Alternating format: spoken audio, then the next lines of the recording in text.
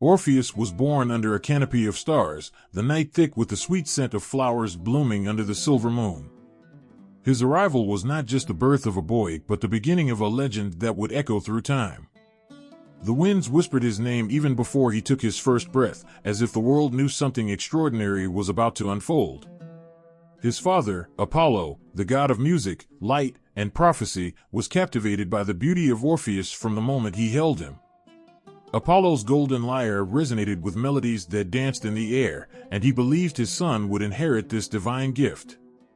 Orpheus's mother, Calliope, the muse of epic poetry, cradled him in her arms, filling his world with stories of heroes and adventures. Their union was a symphony of artistry and talent, and Orpheus was destined to carry that legacy forward.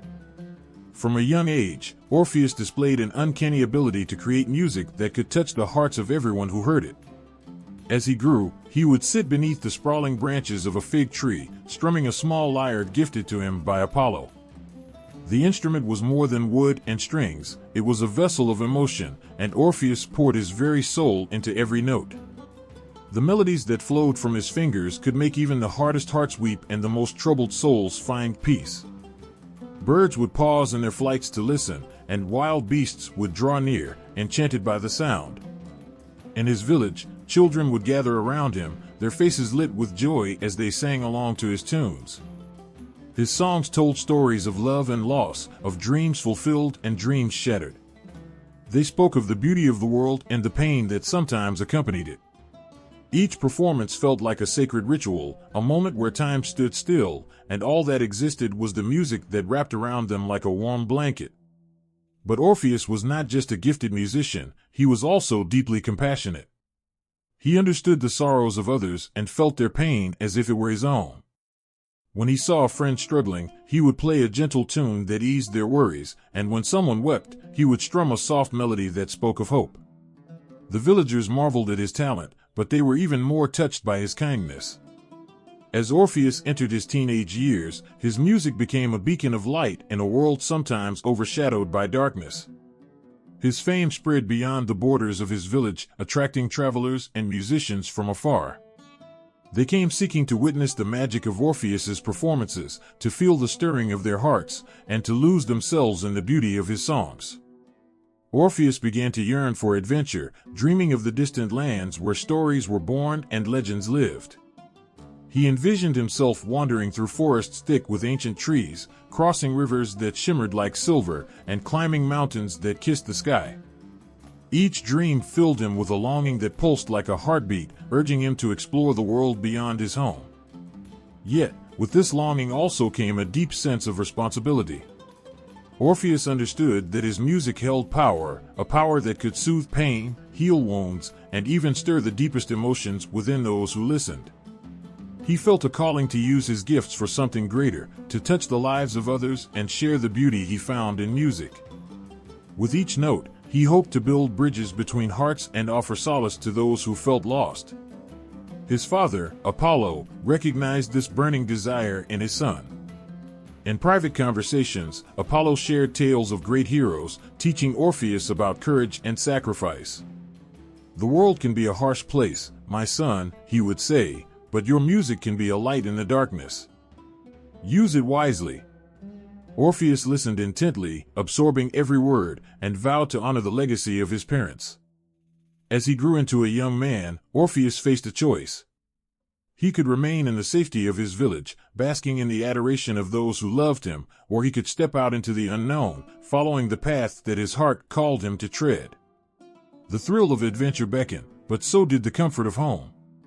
One fateful day, as the sun dipped below the horizon, casting the sky in shades of orange and pink, Orpheus made his decision. He would not shy away from the world that awaited him.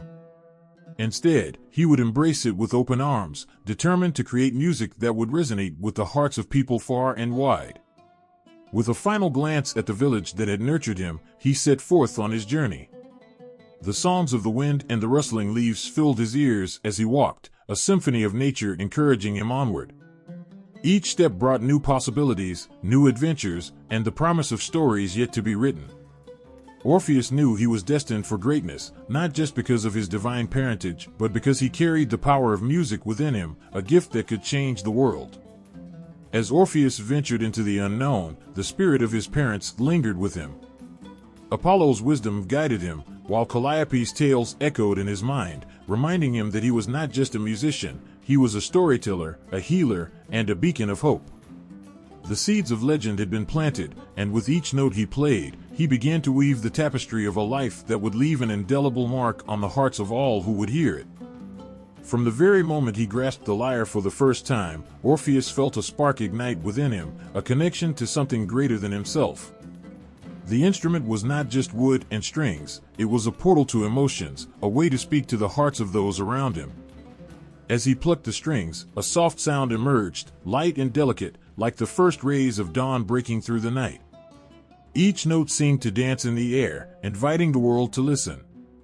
Orpheus spent countless hours under the watchful eye of his father, Apollo, the god of music and light.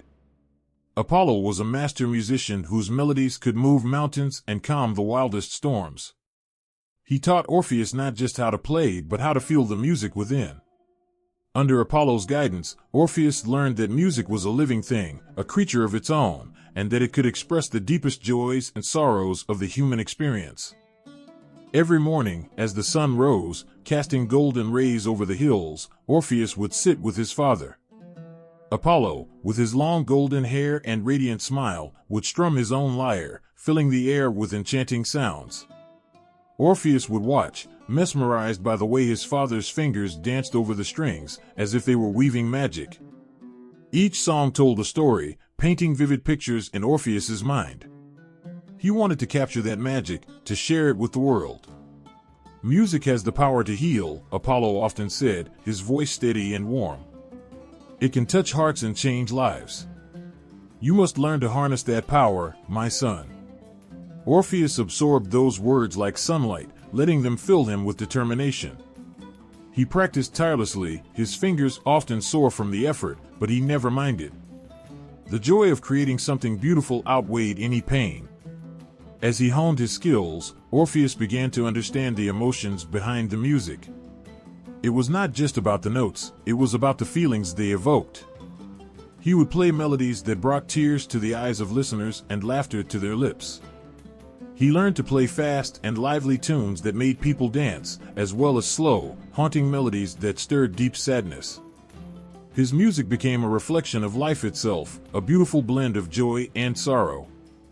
Orpheus was enchanted by the legends his mother, Calliope, would tell him. She spoke of ancient heroes whose feats were immortalized in song, of battles won and lost, of love that endured against all odds. Her words ignited a fire within him, a desire to create music that would resonate through the ages. He wanted to be more than just a talented musician, he wanted to be a storyteller, weaving tales that could touch the very essence of the human spirit. The beauty of nature inspired Orpheus as well. He would wander through lush meadows and ancient forests, feeling the pulse of the earth beneath his feet. The rustling leaves, the gentle flow of streams, and the songs of birds became his muse. He would close his eyes and listen to the world around him, letting the sounds fill his heart with inspiration. When he returned home, he would channel those feelings into his music, creating melodies that echoed the very heartbeat of the earth. As the seasons changed, so did Orpheus's music. In spring, his songs burst forth like blooming flowers, full of hope and renewal. In summer, they danced like sunlight on water, bright and joyful.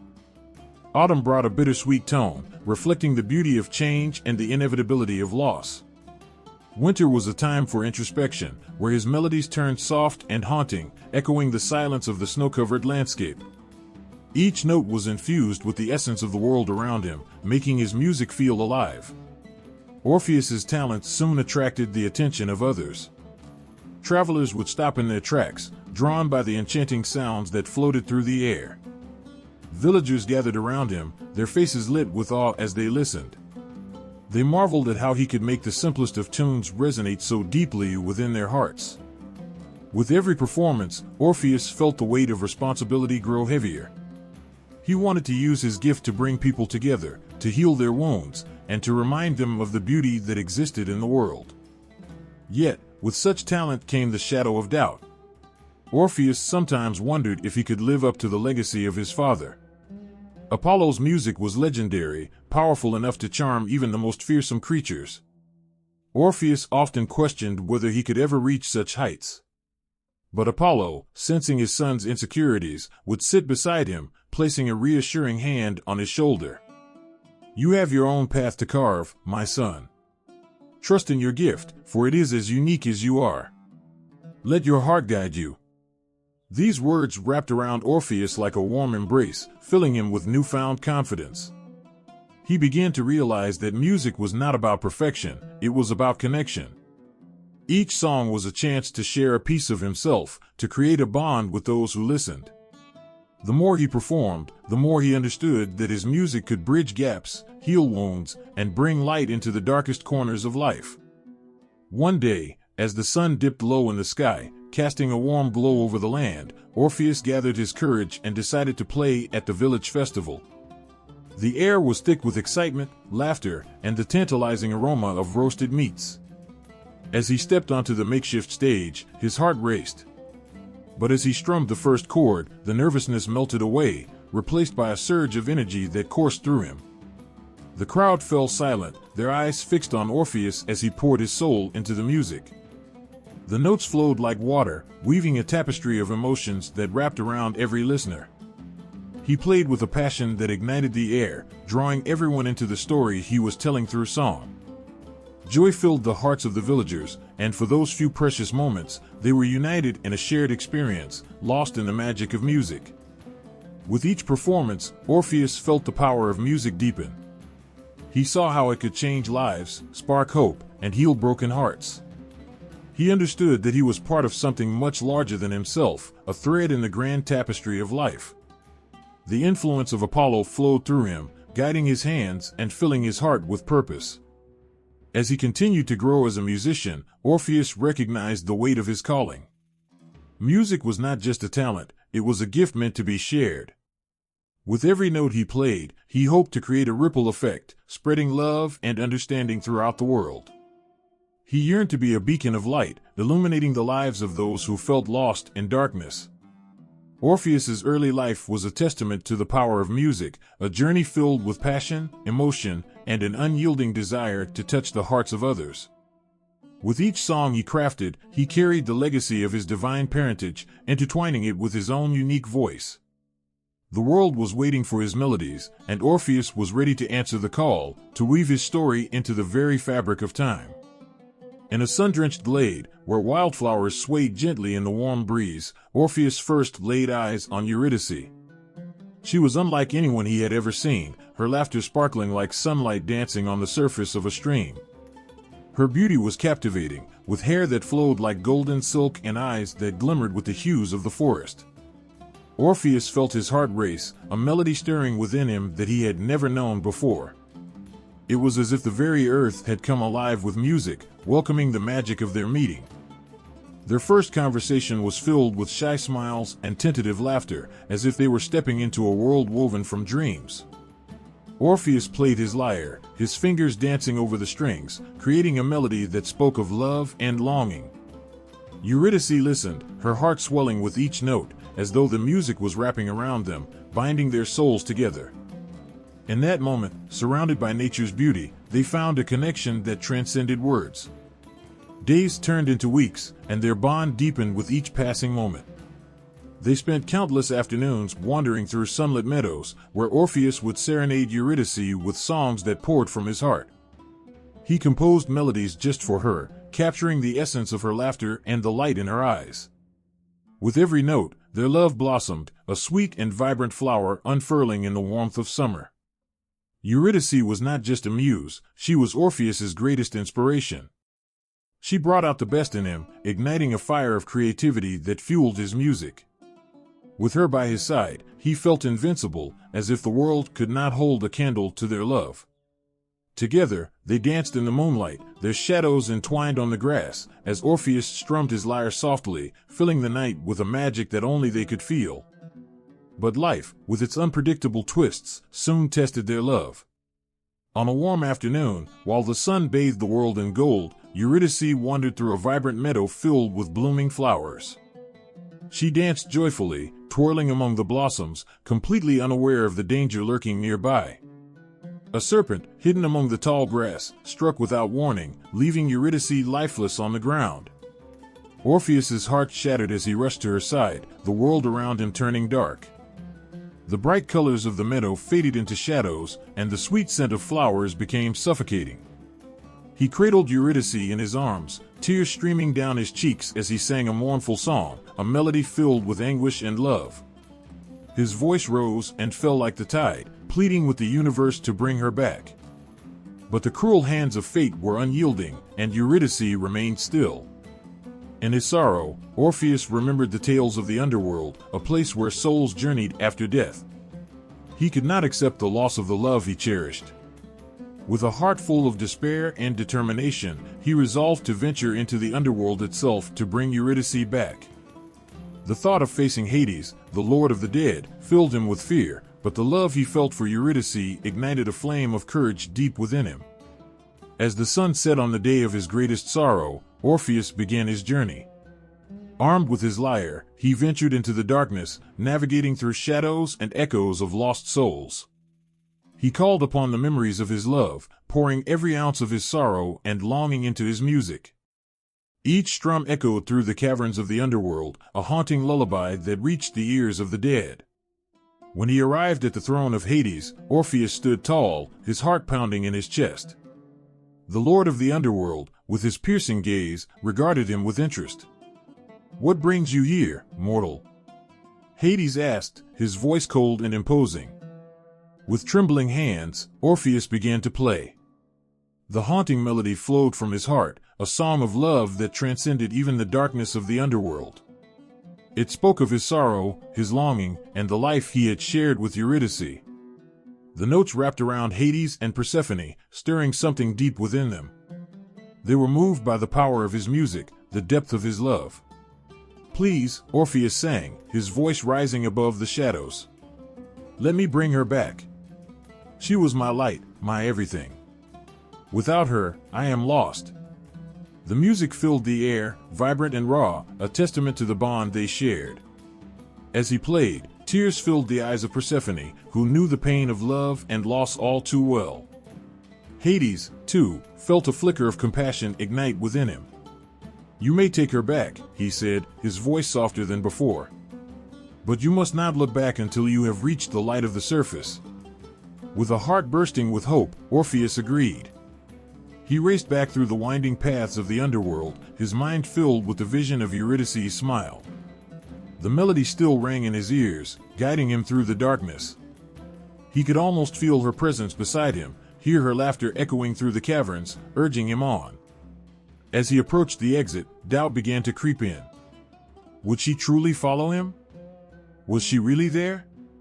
The fear of losing her again gnawed at him, a relentless whisper in his mind.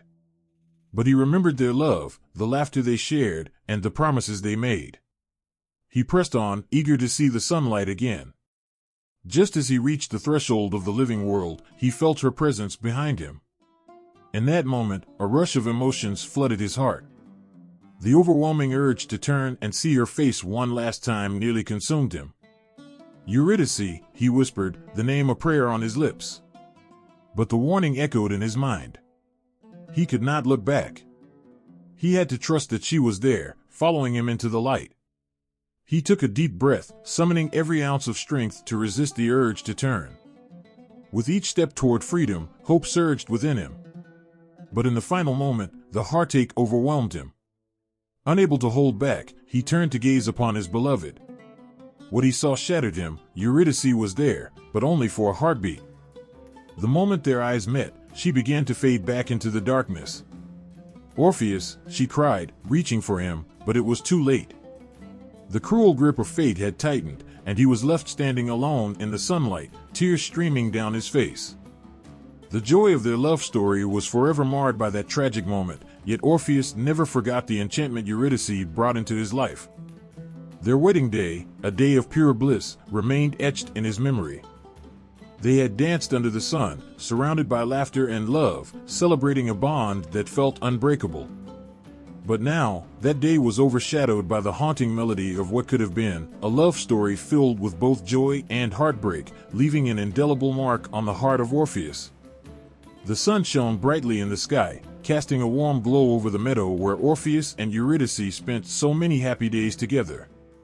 It was a day that promised joy and laughter, the kind of day that made the heart sing. Yet, beneath that golden light, shadows lurked, waiting to cast their dark veil over the happiness they shared. Eurydice had always been a free spirit, dancing through life with a grace that captivated everyone around her. Her laughter echoed like music, filling the air with joy. That afternoon, she danced through a field of wildflowers, her arms outstretched, spinning and twirling as if the world was her stage. Orpheus watched her, a smile spreading across his face, his heart swelling with love and admiration.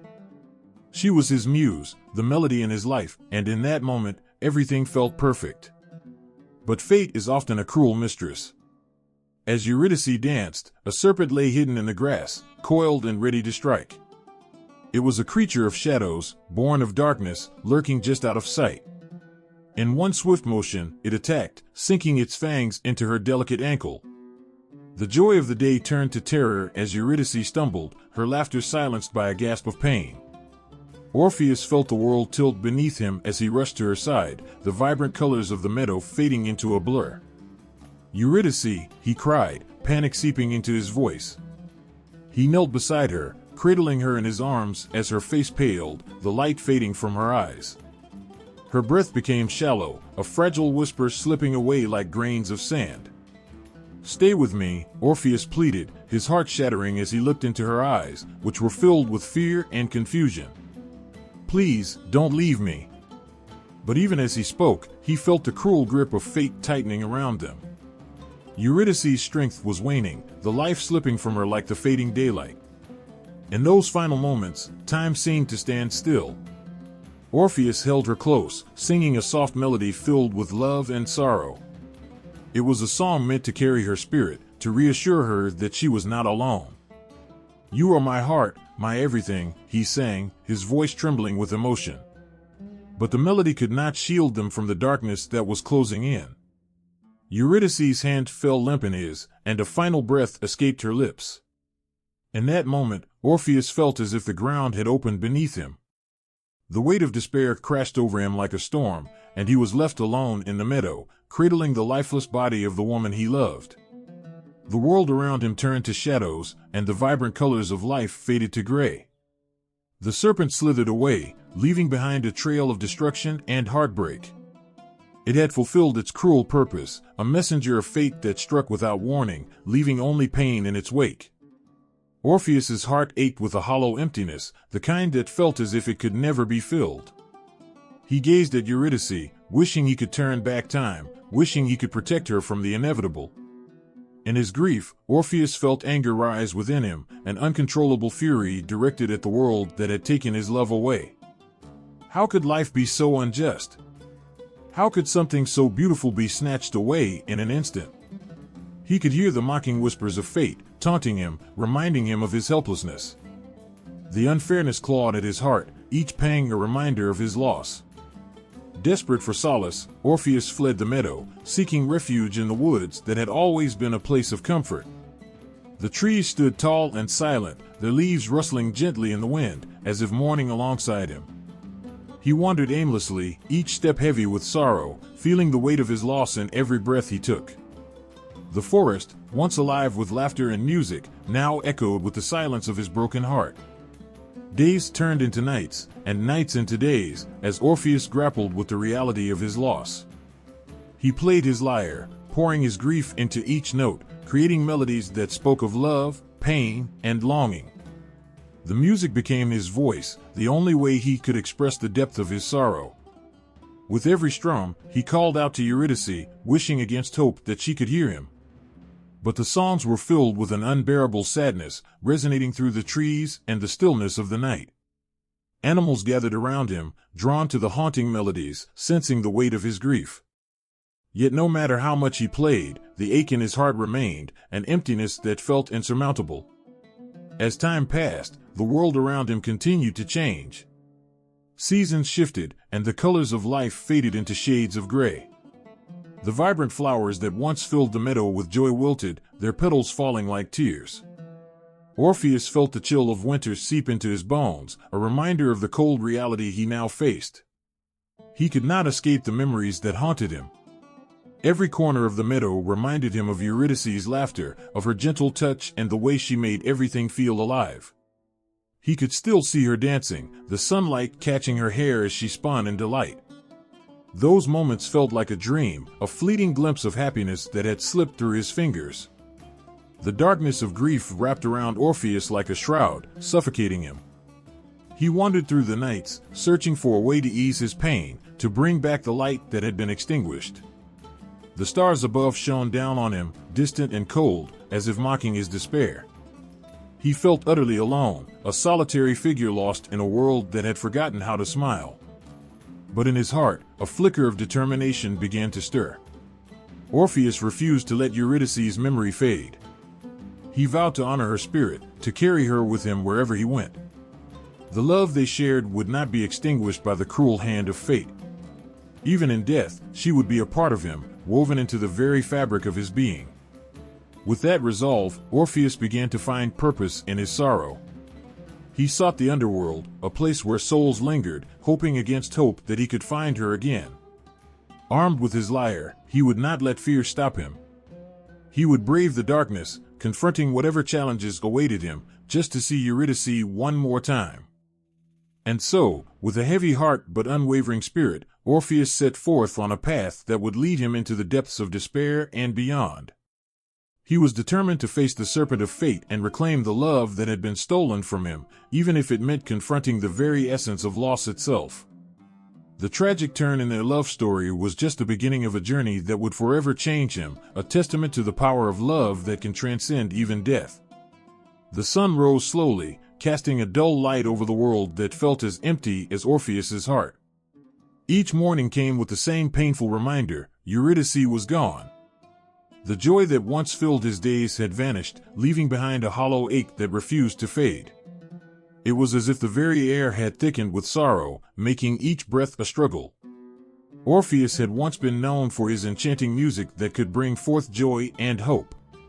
His lyre, a beautiful instrument crafted with care, used to sing melodies that danced in the hearts of all who heard them. But now, it lay silent, collecting dust in the corner of his dimly lit home. The strings, once vibrant and full of life, felt lifeless, just like his spirit. He couldn't bring himself to play, as if the act would remind him of the love he had lost and the music that had filled their lives with joy. In the weeks that followed Eurydice's death, Orpheus withdrew from the world around him.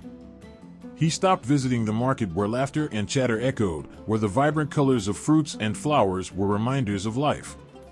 The bustling streets that once inspired him now felt like a painful reminder of what he no longer had. Friends and admirers who once gathered to hear his music found themselves alone, unsure how to reach a man who had become a shadow of his former self. Orpheus wandered the forest, the very place where he had first met Eurydice. The trees stood tall and unmoving, their branches heavy with the weight of his grief. He walked the same paths they had danced upon, but now every step felt heavy and laden with sorrow. The birds that used to chirp sweetly now seemed to mock his pain, their songs echoing like whispers of happiness he could never grasp again. At night, Orpheus would sit alone under the stars, staring into the vastness of the sky, searching for answers in the constellations that had once brought him comfort. The moonlight bathed him in its glow, but it felt cold and distant. He longed for Eurydice to share these moments with him, to see the beauty in the world they had explored together. Instead, the silence pressed down on him, amplifying the loneliness that engulfed his heart. His grief took many forms. Some days, he felt anger bubbling just beneath the surface. How could the world continue to turn while his heart was shattering? How could people laugh and love when he was living in a nightmare? He wanted to scream at the sky, to curse the cruel fate that had taken Eurydice from him. But all he could manage was silence, a deep-seated fury trapped inside, festering like an open wound. On other days, Orpheus was consumed by despair. he found himself sitting in the darkness, the weight of his sorrow pressing down on him like a heavy cloak. Memories of Eurydice flooded his mind, her laughter, the way she twirled in the sunlight, the sound of her voice that could melt his heart. Each recollection felt like a dagger, cutting deeper into his already shattered spirit. The thought of never seeing her smile again, never hearing her voice, crushed him with an unbearable weight. In those moments of despair, Orpheus would pick up his lyre, fingers trembling as he brushed against the strings. But instead of the sweet melodies that once poured forth, only discordant notes emerged, filled with pain and sorrow. Each attempt to play became a struggle, a reminder of his inability to express the depths of his grief. The music that had once flowed so freely now felt like a betrayal. How could he create something beautiful when his heart was broken? Days turned into weeks, and weeks into months. Orpheus's spirit began to fade, much like the colors of the flowers in the meadow where he and Eurydice had spent so much time. The vibrant hues of life dulled to muted grays. His appearance changed, the once bright spark in his eyes was replaced by a dull emptiness. His clothes hung loosely on his frame, and he moved with the weight of the world on his shoulders. People spoke in hushed tones about the tragic musician who had lost his muse. They felt helpless, watching as the man they once admired slipped further away from them, consumed by his sorrow. Orpheus could feel their stares, their pity weighing him down even more. He had become a figure of sadness, a ghost haunting the places he had once filled with music and laughter. In his heart, he knew he was losing himself, but he felt powerless to stop it. Every day was a battle against the crushing waves of despair that threatened to drown him. He could almost hear Eurydice's voice, urging him to find joy again, to create music that celebrated life. But how could he do that when the very essence of joy had been ripped away? Nights were the hardest. The darkness felt alive, wrapping around him like a shroud, whispering the secrets of his pain. He would sit by the fireplace, the embers flickering weakly, casting eerie shadows on the walls. Orpheus would hold his lyre close, searching for a spark of inspiration, but all he found was silence.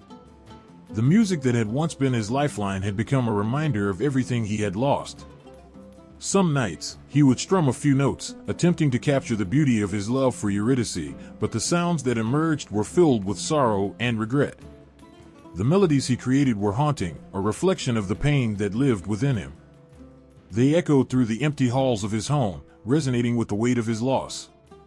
Orpheus felt trapped in a cycle of mourning, each day blending into the next, the world moving forward while he remained frozen in time. The faces of friends and loved ones faded into the background, their voices mere whispers that barely reached him. They offered words of comfort, but they felt hollow, unable to penetrate the walls he had built around his heart. In his darkest moments, Orpheus began to question everything. Why had fate been so cruel? What purpose did this pain serve? He felt like a puppet cut from its strings, lost and aimless. The world around him seemed to blur, and he wished for nothing more than to join Eurydice, to escape the torment of living without her. But even in his deepest despair, Orpheus held on to the flicker of hope that one day he could reclaim the joy that had once been his. He clung to the memories of their love, the moments that had defined them. Perhaps, just perhaps, there was a way to find her again, to bring back the light that had been extinguished from his life. Yet for now, Orpheus mourned. He mourned the life he once had, the laughter that filled the air, and the music that had been his voice.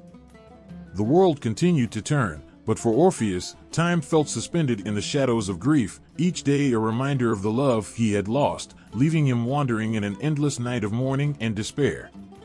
The night was heavy with sorrow, and the air felt thick as Orpheus sat alone in his dimly lit home. Shadows danced around him, echoing the turmoil in his heart. The lyre lay beside him, untouched and silent, like the dreams that had once filled his life with hope and joy. All he could think about was Eurydice, the love he had lost, and the darkness that now surrounded him. Days turned into weeks, and his sorrow deepened. Orpheus felt as if he was living in a fog, unable to see beyond the pain that consumed him. He wandered the forest at night, searching for something he could not name, a glimmer of hope or a whisper of joy that had long since vanished. The trees loomed over him, their branches twisting like the anguish in his heart, yet a spark of determination began to flicker in the depths of his despair. One evening, as he sat beneath the stars, something stirred within him. The wind carried whispers that seemed to call his name, beckoning him with a promise of hope. Orpheus closed his eyes, picturing Eurydice's radiant smile, the way it lit up the world around her. It was a memory that brought both joy and pain, a bittersweet reminder of the life they had shared. Suddenly, a thought struck him with the force of a thunderclap. What if he could bring her back? The very idea filled him with both terror and hope.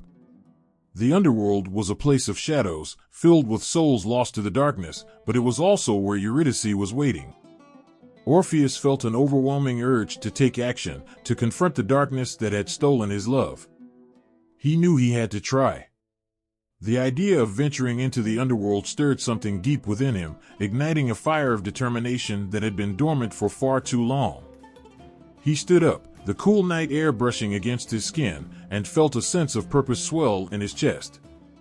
He was not ready to accept that Eurydice was gone forever.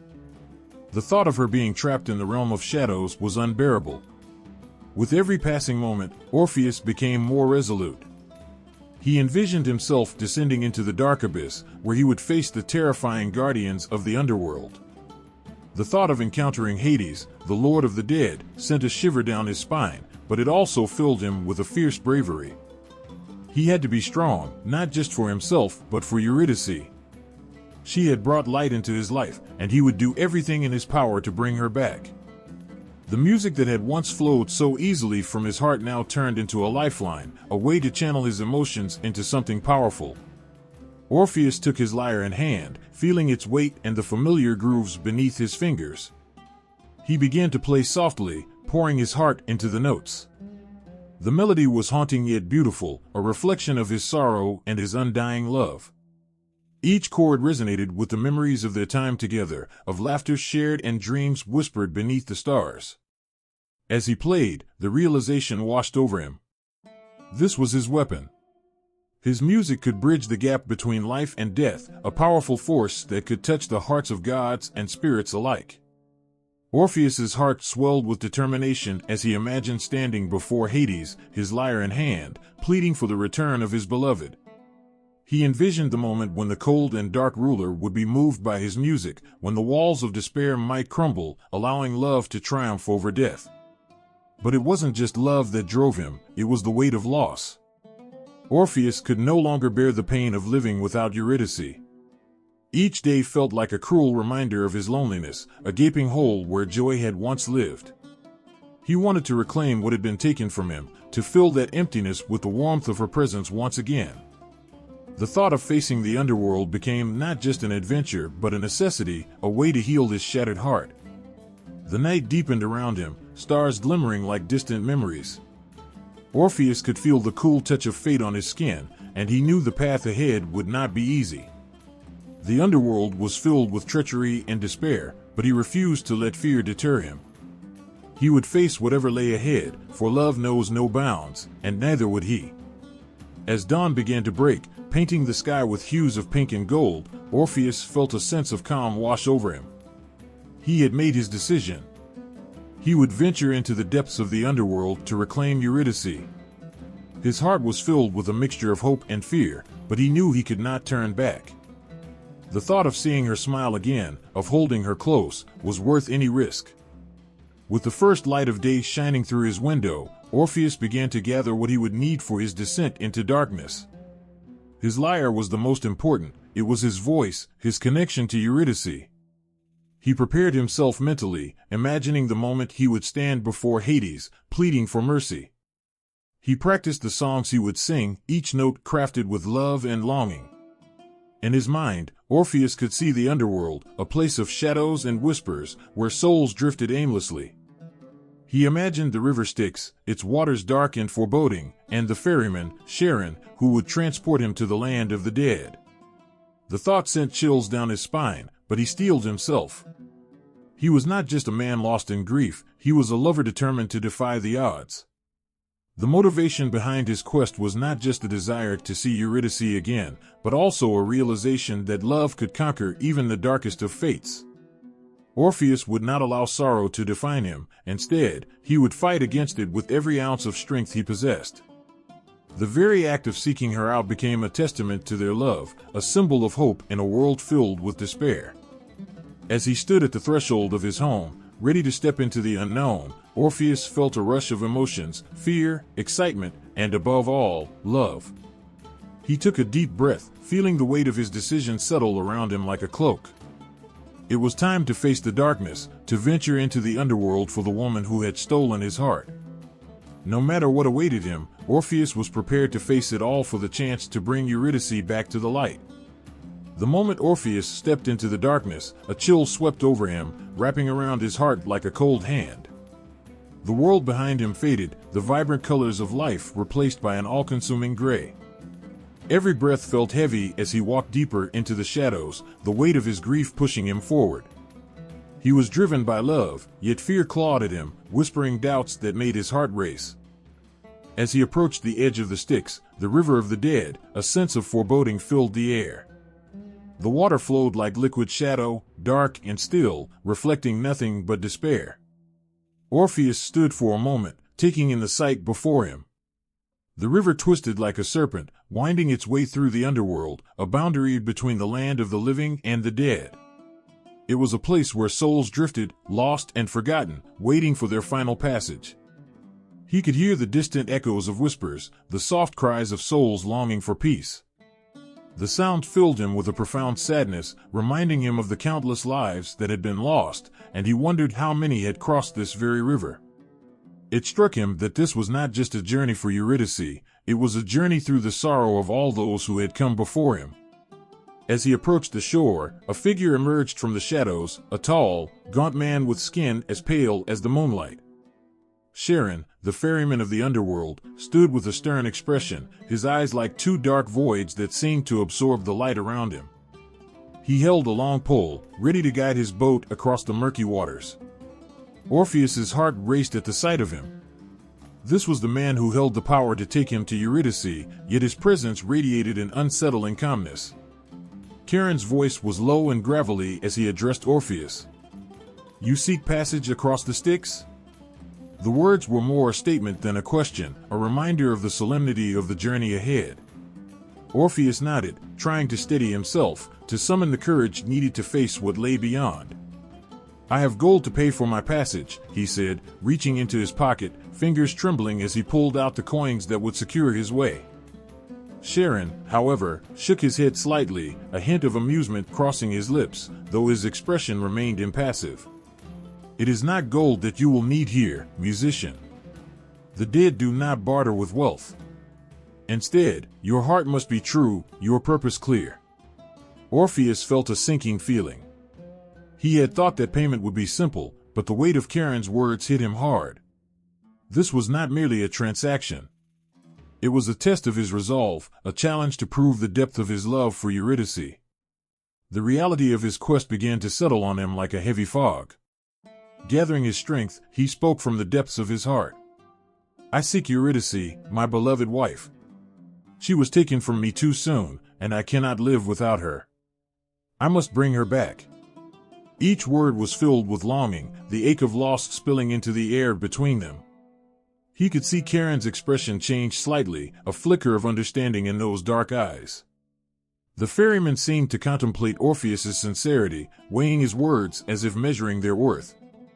Finally, Charon stepped aside, gesturing toward the small, worn boat tethered to the shore. "Then step aboard. But know this, the underworld is not kind. You must tread carefully, for your journey has only just begun." Orpheus nodded, a mix of gratitude and fear flooding through him as he climbed into the boat.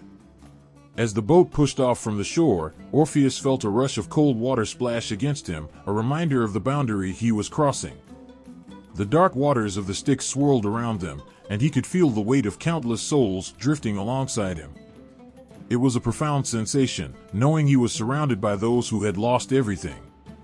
The journey across the Styx felt like an eternity, each ripple of the water echoing the weight of his emotions. He could see glimpses of faces, lost souls reaching out with desperate hands, their eyes filled with a longing he understood all too well. They were trapped in their own grief, forever bound to the darkness. Orpheus felt their pain wash over him, merging with his own as the realization sank in. He turned to Charon, who steered the boat with calm precision, and asked, "What happens to those who cannot find peace?" The ferryman met his gaze, and for the first time, Orpheus saw a flicker of sympathy in his eyes. They wander these waters, trapped between worlds, waiting for a chance at redemption. But for many, that chance never comes. Orpheus's heart ached at the thought. He wanted to scream out, to rage against the unfairness of it all. How could love be so powerful, yet so fragile? But he held his tongue, knowing he had to remain focused. His quest was not about the lost souls, it was about Eurydice. He had to find her and bring her back, to rescue her from this hellish fate. As they neared the other side of the Styx, the landscape shifted before him. The shadows deepened, and the air became thick with despair. Orpheus could see the gates of the underworld rising in the distance, towering and foreboding. The gates were adorned with twisted vines, a stark contrast to the beauty he had known in the world above. Each step he would take beyond those gates would pull him further into the realm of the dead, into the depths of his greatest fears. Finally, they reached the shore, and Charon guided the boat to land. The ferryman secured the vessel and turned to Orpheus. "You have crossed the threshold. Remember, love can illuminate even the darkest paths, but you must tread carefully. Do not forget the power of your heart." With that, Orpheus stepped off the boat, feeling the ground beneath his feet. It was firm yet unsettling, a reminder that he was no longer in the land of the living. The underworld loomed before him, a vast expanse of darkness filled with echoes of lost souls. He took a deep breath, steeling himself for what lay ahead. With every step he took, the memories of Eurydice surged through him, her laughter, her warmth, the light that had once filled his life. They propelled him forward, even as fear gripped his heart. Orpheus knew he had crossed a threshold that few dared to cross, but his love was stronger than any fear that threatened to consume him. As he stood at the entrance to the underworld, Orpheus felt a mix of emotions, determination, love, and the weight of grief. He was ready to face whatever trials awaited him, ready to confront Hades himself if it meant reuniting with Eurydice. In that moment, he understood that love was worth every sacrifice, every challenge, and every step into the unknown. The darkness of the underworld was nothing compared to the light of the love he sought to reclaim. As Orpheus stepped through the gates of the underworld, an overwhelming hush enveloped him, a silence so profound it felt alive. The air was thick with a sense of loss, and every breath he took carried the weight of 1,000 unspoken goodbyes. Shadows flickered at the edges of his vision, and he could feel the presence of countless souls lingering just out of sight. He walked cautiously, each step echoing against the cold, hard ground. The landscape before him was both haunting and beautiful, shrouded in an eerie glow that seemed to come from nowhere. He could see figures drifting among the shadows, lost and restless. There were the souls of the deceased, each carrying their own stories, their own heartbreaks. A shiver ran down his spine as he realized he was not just an outsider but an intruder in their world of mourning. Then, suddenly, he heard a voice, soft and gentle, calling out to him. "Orpheus, the musician." The voice was like a whisper carried on the wind, yet it resonated with familiarity. He turned, his heart racing as he faced a woman, her eyes glistening with tears. She appeared fragile, almost translucent, yet there was a strength in her gaze that pierced through the darkness. "I am Lyra," she said, her voice trembling. "I was once a singer, like you. I sang with joy, but now I am lost." Orpheus felt a pang of sorrow for her. "What happened?" he asked softly, stepping closer to her. "I loved a man with all my heart, but he was taken from me, just as your Eurydice was taken from you. I wandered these shores for eternity, hoping to find him, hoping to sing again," she replied, her eyes filling with sorrow. In that moment, Orpheus understood the depth of her pain. They were bound by a shared experience, each of them grappling with love lost to the clutches of death. He wanted to comfort her, to let her know she was not alone, but words felt inadequate in the face of such despair. Instead, he raised his lyre and began to play a soft, mournful tune. The melody filled the air, wrapping around them like a warm embrace. Lyra's expression changed as she listened, her eyes closing in a moment of bliss. For a brief instant, the shadows around them receded, and the weight of their grief seemed to lighten. They were connected through the music, their shared sorrow transformed into a beautiful harmony that echoed through the underworld. But as the last note faded, the weight of reality returned, and the darkness closed in once more. "Thank you," she whispered, her voice barely above a breath. "You have given me a moment of peace. But I fear it is fleeting. The dead do not forget, and neither do they forgive." With that, she began to fade, slipping back into the shadows as if the very essence of her being was being pulled away. Orpheus felt a deep ache in his chest, realizing he had not only touched her heart, but also reminded her of the pain she could never escape. It was a bittersweet moment, a reminder that the underworld held both beauty and sorrow in equal measure. He continued to walk, his heart heavy with the weight of the souls he would meet, each one bearing the mark of loss. As he moved deeper into the underworld, Orpheus encountered more souls, each one a reflection of the lives they once lived. A soldier stood rigidly, his face lined with regret, clutching a shield that was now a mere shadow of its former glory. "I fought bravely, but it was for nothing," he lamented, his voice echoing with despair. "I had a family, a wife who loved me. But here I stand, forever a ghost of what I once was." Orpheus felt the soldier's pain resonate within him. "Your sacrifice was not in vain," he said, trying to offer comfort. "You were loved." The soldier shook his head, sorrow etched in every feature. "Love does not save us here. It only reminds us of what we lost." As Orpheus continued his walk, he stumbled upon a group of souls huddled together, sharing stories of their past lives. Their laughter rang hollow, echoing through the darkness, a chilling reminder of the joy that had been stripped away. They looked up as Orpheus approached, their eyes wide with curiosity and yearning. "Are you here to sing?" one of them asked, hope sparking momentarily in their gazes. Orpheus nodded, taking a step closer. "I am searching for Eurydice, my beloved. I will do anything to bring her back." "Eurydice," another soul murmured, their voice filled with longing. "We remember her. She was a light in this dark place." Orpheus felt a flicker of hope at their words, but it quickly dimmed as he remembered where he stood. "I will sing for you," he offered, his heart aching with the need to share his music, to bring even the slightest bit of joy to their weary souls. As he began to play, the haunting melody danced through the air, weaving its way into the hearts of the listening spirits. For a moment, they were transported away from their sorrow, lost in the beauty of the music. Orpheus poured every ounce of his love and grief into each note, creating a bridge between the world of the living and the world of the dead. He could see their expressions change, the pain fading as they found solace in his song. Yet, as the final note lingered in the air, reality settled back in like a cold shroud, reminding them all of the lives they could never return to. "Thank you," they said, voices barely above whispers. "You remind us of what we once had, but it is painful to remember." Orpheus nodded, feeling the ache of their sorrow as if it were his own. "I know what it is to lose someone. I am here for the same reason, to find love again."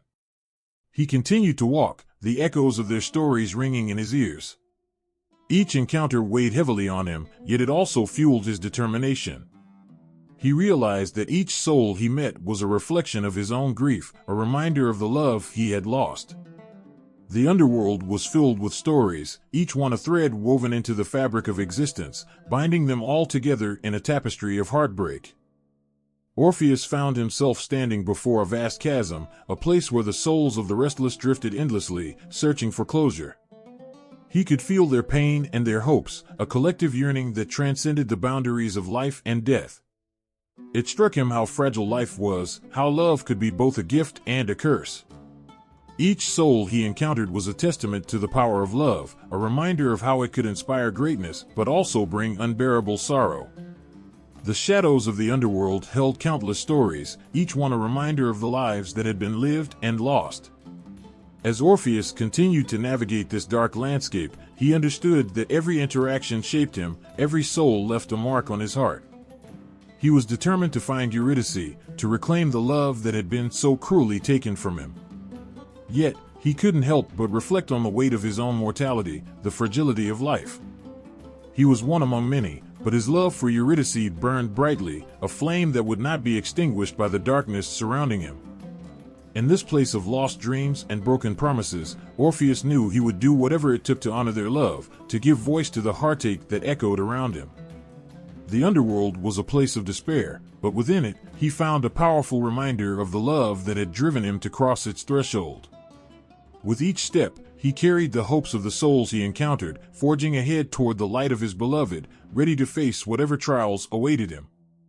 As Orpheus continued deeper into the shadows of the underworld, a sense of foreboding washed over him. The air felt charged, heavy with anticipation, as he approached a vast chamber that resonated with whispers of countless souls. Here, he would meet the three judges of the underworld, Minos, Rhadamanthus, and Aeacus. These figures held the weight of countless lives in their hands, deciding the fates of the departed based on their earthly deeds. The moment he stepped into the chamber, Orpheus felt an invisible force drawing him toward the center, where the judges sat in solemn authority. Each was a figure of power and presence, their faces marked by the wisdom of ages and the burden of judgment. Minos, with his fierce gaze and imposing stature, was the first to catch Orpheus's attention. He held a scepter that symbolized his role as the chief judge, the one who weighed the merits of souls with unwavering resolve. Next to Minos sat Rhadamanthus, known for his fairness and sense of justice. His gentle expression contrasted sharply with the severity of his brother. Yet, beneath that gentleness lay a firm resolve, a commitment to ensuring that each soul received the judgment they deserved. Finally, there was Aeacus, the third judge, whose features reflected compassion. He was known for his understanding nature, willing to hear the pleas of the souls that crossed his path. Orpheus felt a chill run through him as he stood before these formidable beings. Each of them embodied a different aspect of justice. Minos represented authority, Rhadamanthus symbolized fairness, and Aeacus brought compassion into the realm of judgment. The very air crackled with tension as he prepared to plead his case, his heart pounding in his chest like a caged bird desperate for freedom. "What brings you to our domain, Orpheus?" Minos's voice boomed, echoing through the chamber. It was a voice that demanded respect, a voice that could silence the cries of even the most restless spirits. Orpheus hesitated for a moment, struggling to find the right words to convey the depth of his longing. "I seek my beloved Eurydice," he finally managed, his voice steady despite the weight of the moment. "She was taken from me too soon, and I wish to bring her back to the world of the living." The words hung in the air, heavy with emotion and yearning. Minos's eyes narrowed as he assessed the young musician before him. "You wish to defy the natural order? Love does not grant you the power to change what has been set in stone." His voice was stern, filled with the authority of a judge who had seen countless souls come and go, each with their own heartaches and desires. Rhadamanthus leaned forward, a look of contemplation on his face. "But love is a powerful force, one that can inspire greatness and even challenge the very fabric of existence. What makes your love worthy of such a request, Orpheus?" His voice was calm, filled with an understanding that allowed Orpheus to feel seen and heard. "Eurydice was my muse, my light in the darkest of times," Orpheus replied, his heart spilling over with emotion. "Her laughter was the melody that filled my soul.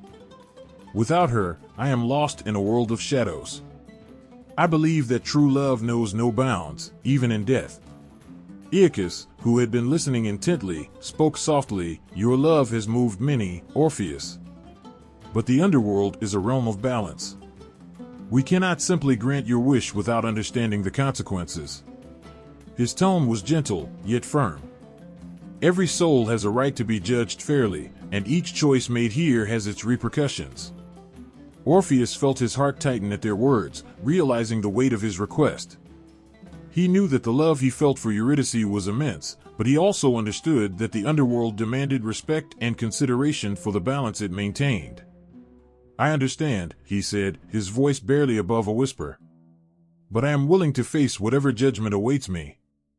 I will accept the consequences if it means I can hold her again." The judges exchanged glances, a silent communication passing between them. Orpheus could sense the gravity of the moment, a tension that held the potential for hope or despair. Each judge weighed the matter in their minds, their expressions shifting as they considered the depths of Orpheus's love and determination. Minos, ever the stern guardian of the underworld, broke the silence. "Very well, musician. You may attempt to retrieve Eurydice, but know this, your journey will not be without its trials.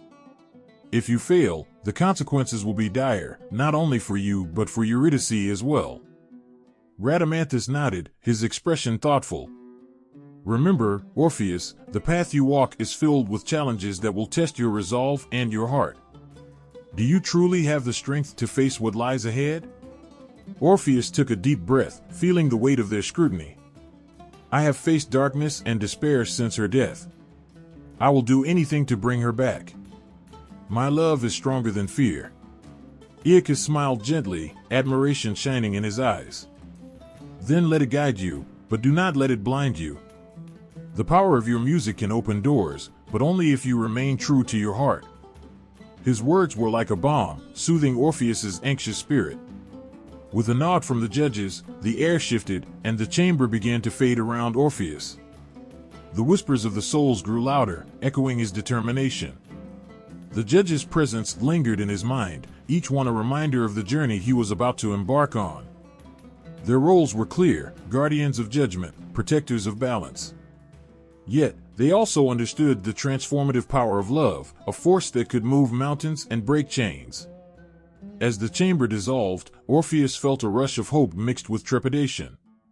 The path ahead would be fraught with challenges, and the memory of Eurydice's laughter lingered in his heart, guiding him forward. He had been granted a chance, a glimmer of possibility in a world ruled by shadows. With every step he took, he carried the weight of his love and the hopes of countless souls he had encountered. He was determined to face whatever trials awaited him, for love, in all its forms, deserved a fighting chance. As Orpheus pressed further into the underworld, a heavy silence enveloped him, thick as the mist that swirled around his feet. Each step felt like an echo of his heart's desperate beat. He had faced judgment and had been granted a chance to see Eurydice again. But now, looming ahead, he sensed a formidable presence that sent chills down his spine. The stories he had heard whispered of a guardian, a creature born of nightmares and loyalty, a three-headed dog named Cerberus. As Orpheus approached a darkened passageway, the air grew colder, and the shadows seemed to quiver with anticipation. Suddenly, a low growl reverberated through the air, vibrating against the stone walls. He could feel the ground tremble slightly, the sound an ominous warning of what lay ahead. The growl grew louder, and Orpheus's heart raced. He had heard tales of Cerberus, the fierce guardian who protected the gates of the underworld. Each of the dog's three heads had a distinct personality, one fierce and aggressive, one curious, and one deeply wise. The very thought of facing such a creature sent a shiver through him. He peered into the darkness, his breath hitching in his throat as the hulking form of Cerberus emerged from the shadows. The three heads were massive, each one watching him with eyes that glowed like molten gold. The central head snarled, revealing rows of sharp teeth that gleamed in the dim light. The other two heads, while also intimidating, seemed less aggressive, their gazes more inquisitive than hostile. Orpheus felt the weight of their scrutiny as if each head was judging him, assessing his worthiness to pass. Orpheus remembered the tales told by the elders, how many had tried to slip past Cerberus, only to be met with terrifying fangs and a fate worse than death. He had no armor, no weapons, just the love he carried for Eurydice and the music that flowed through him like a lifeline. It was clear he needed a plan, a way to outsmart this legendary beast. As Cerberus let out a deep bark, the sound echoed around him, stirring the dust from the ancient stones. Orpheus knew he had to act quickly, before fear consumed him. He remembered what his music had done in the past, how it had soothed troubled souls and even calmed the most restless spirits. If he could harness that power, perhaps he could reach the guardian's heart. Taking a deep breath, Orpheus closed his eyes for a moment, letting the world around him fade away. He focused on the memories of Eurydice, the sound of her laughter, the warmth of her touch, the way her eyes sparkled like stars. That warmth ignited a fire within him, and he knew what he had to do. With a steady hand, he took out his lyre, feeling its familiar weight resting against his chest. The instrument had been his companion through joys and sorrows, and now it would help him face the greatest challenge yet. As he plucked the strings, a gentle melody began to fill the air, sweet and haunting. The music wrapped around him like a soft embrace, calming his racing heart. It was a song of longing, of love that transcended the boundaries of life and death. The sound floated through the chamber, a silken thread weaving its way toward Cerberus. The beast paused, its growls quieting, intrigued by the soothing notes that danced in the air. Orpheus opened his eyes to see Cerberus shifting, the aggression fading from its three heads. The central head, the one that had snarled so fiercely, cocked to the side, its expression shifting from hostility to curiosity. The other two heads leaned closer, as if drawn by the music, their golden eyes reflecting a flicker of understanding. Orpheus poured every ounce of emotion into his playing, weaving the story of his love for Eurydice into the melody. The pain of loss, the hope of reunion, and the determination to overcome any obstacle were all present in every note he struck. As the melody swelled, Cerberus began to respond. The fierce central head, once poised to attack, relaxed its stance, ears perking up as the music filled the chamber. The curious head tilted, its fierce demeanor softening. Even the wise head seemed to nod along, as if it understood the depth of Orpheus's emotions. The three-headed dog was no longer a terrifying barrier, but rather a creature that felt the weight of Orpheus's heart. With each note, Orpheus felt a connection growing between him and Cerberus. The guardian was not merely a beast to be feared, it was a protector, loyal to the underworld and all its secrets. As he continued to play, Orpheus noticed the tails of Cerberus wagging softly, a sign that the creature was becoming more at ease. The growls had transformed into soft whines, and Orpheus seized the moment, knowing he had found a way to pass. He took a step forward, still playing, the melody urging him onward. "Oh, great guardian," he sang through his music, his voice imbued with warmth. "I seek my beloved, who was taken too soon. Please, allow me to pass, for love guides my heart, and I promise to return." The melody soared, filled with longing and sincerity, echoing his promise in every note. Cerberus, now calmed by the music, lay down before him, its three heads resting on the ground. The beast had transformed from a fearsome guardian into a gentle creature, enchanted by the power of love and music. Orpheus's heart soared with hope. He felt he had not only won over the beast, but had also transcended the very nature of the underworld. With a final flourish of his lyre, he took a step forward, passing between the heads of Cerberus, who had become a silent sentinel, granting him safe passage. As Orpheus moved on, he felt a sense of triumph wash over him. The guardian's acceptance was a testament to the strength of love and music. He knew that as he continued his quest, he would face many more challenges, but he had proven to himself that love could indeed bridge the gap between life and death, even in the face of the fiercest guardians. The journey was far from over, but with each step, he felt closer to Eurydice, his heart echoing the melody of hope that would guide him through the darkest of places. The air grew colder as Orpheus ventured deeper into the underworld, the shadows wrapping around him like a heavy cloak. A sense of dread filled the atmosphere, thick and suffocating, pressing down on him with each step. He had faced Cerberus, the fearsome guardian, and earned his passage, but the further he went, the more the weight of despair hung around him. It was as if the very essence of the underworld seeped into his soul, reminding him of his loss, of Eurydice, the love that had been ripped away from him far too soon. Everywhere he looked, he was met with remnants of sorrow. The landscape was barren, with twisted trees that appeared as if they had been wrenched from the ground and left to rot. Rivers of black water flowed silently, their depths concealing the cries of the forgotten. A chilling wind whispered through the empty spaces, carrying with it the mournful echoes of lost souls. Orpheus felt an overwhelming sadness wash over him, creeping into his heart like a thief in the night. As he moved forward, memories of Eurydice flooded his mind. He could see her smile, bright and warm, like sunlight breaking through clouds. He remembered the sound of her laughter, a melody that danced through the air and brought joy to his world. But now, the absence of her presence left a void so vast it felt as if it would swallow him whole. The underworld was not just a place of death, it was a mirror reflecting the darkness of his own heart, filled with grief and longing. Every step seemed to echo with the weight of his sorrow. Orpheus stumbled upon a gathering of lost souls, their faces etched with pain and despair. They reached out to him, eyes filled with longing, as if he were a beacon of hope. But their hollow expressions only reminded him of what he had lost, deepening the ache in his chest. Their whispers filled the air, a haunting melody of regret that pulled at his heartstrings, twisting them tighter with each note. Orpheus could feel his resolve beginning to falter. The darkness of the underworld threatened to consume him. He had always found strength in music, a way to express his innermost feelings, but here, in this desolate place, even his beloved lyre felt heavy in his hands. The strings, once vibrant with life, now seemed muted, as if the shadows around him were stifling their voice. His fingers trembled as he considered playing a song, but doubt clawed at him. Would his music even reach the depths of this sorrow? Could it pierce through the heavy fog of despair that surrounded him? His thoughts turned to Eurydice. The image of her sweet face haunted him, the memory of her touch lingering like a fading fragrance.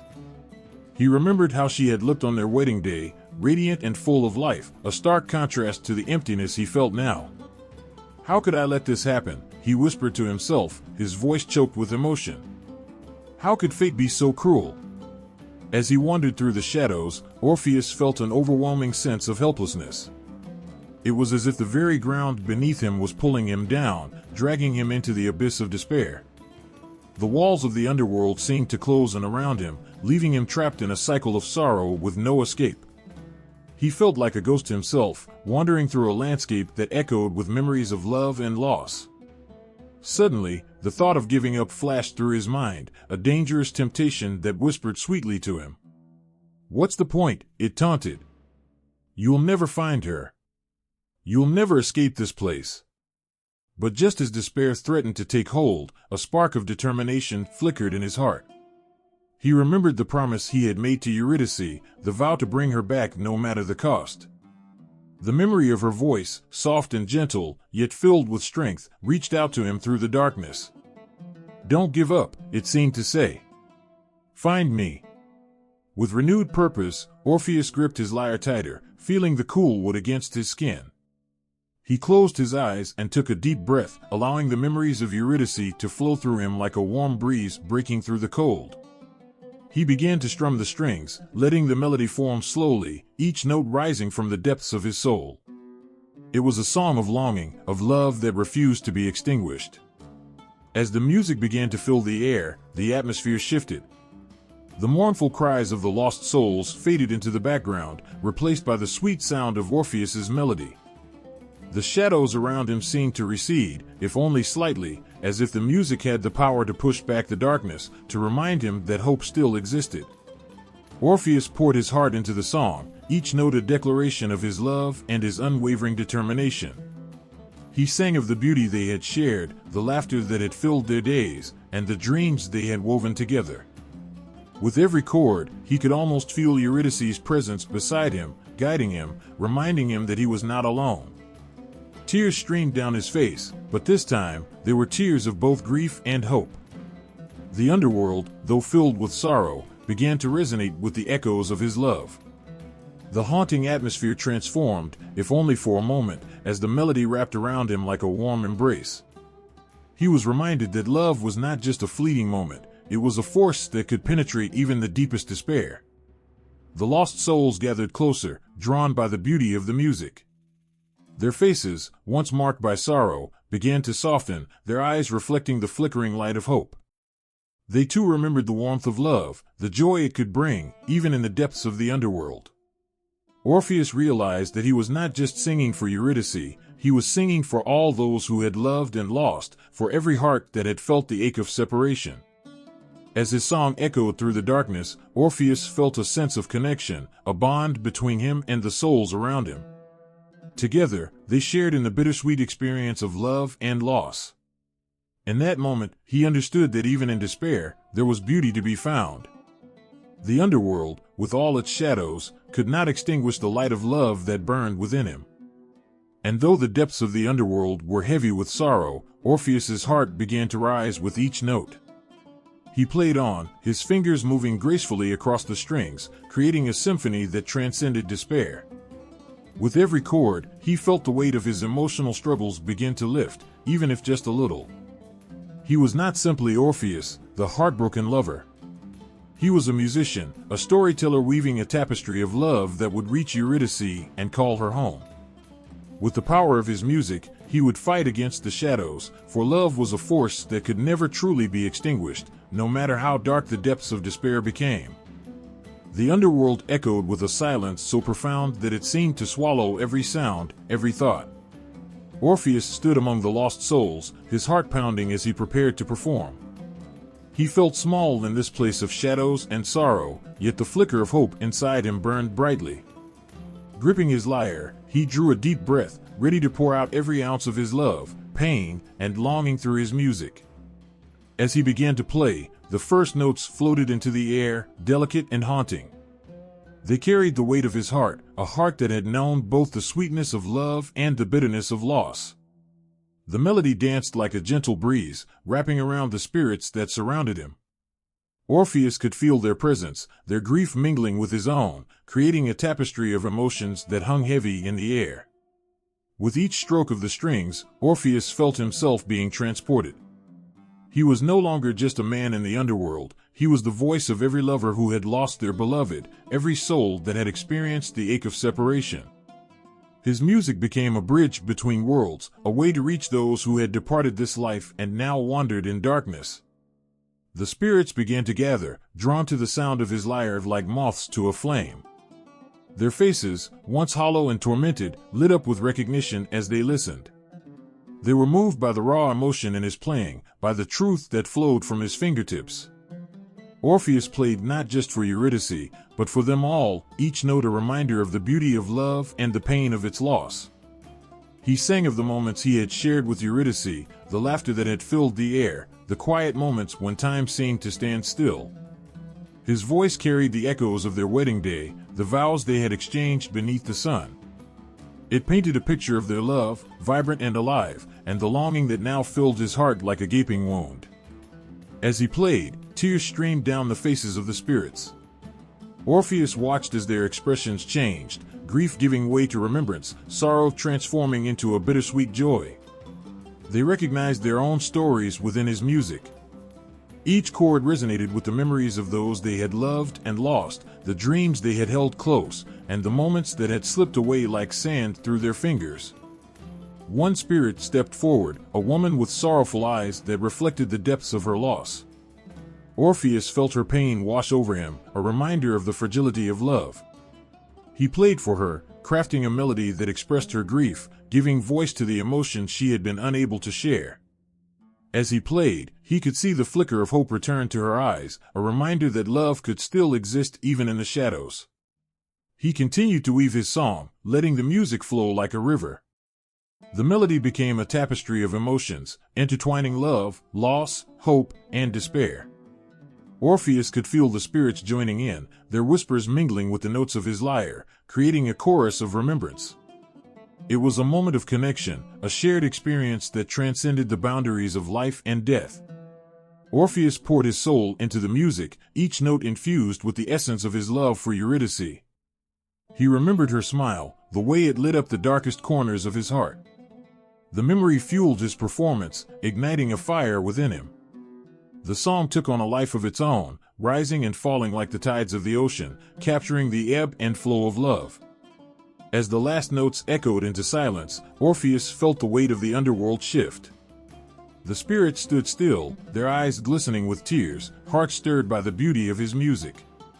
Orpheus had touched something deep within them, a part of their souls that had long been dormant. In that moment, he had reminded them of the love they had lost but never forgotten. The silence that followed was thick with emotion, a sacred space where love lingered like a ghost. Orpheus looked around, searching for Eurydice among the spirits. He had poured everything he had into that song, hoping it would reach her, hoping it would guide her back to him. His heart ached with a mixture of longing and anticipation. Then, as if in response to his desperate hope, a shimmer of light flickered in the distance. Orpheus's breath caught in his throat.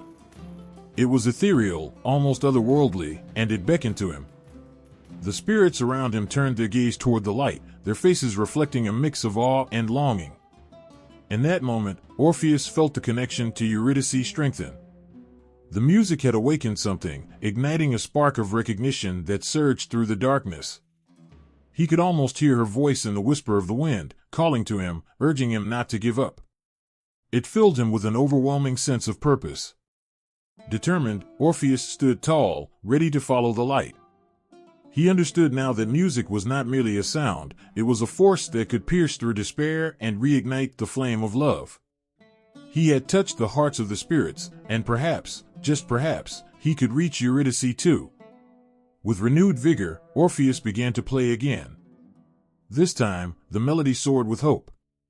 He poured all of his love and longing into each note, crafting a song that echoed through the underworld, a song of love that would transcend the boundaries of life and death.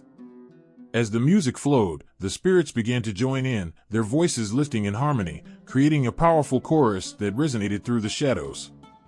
Together, they sang of love, loss, and the strength of the human heart.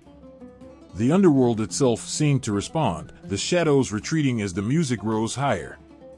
Orpheus felt the energy of the spirits surrounding him, their collective yearning fueling his own.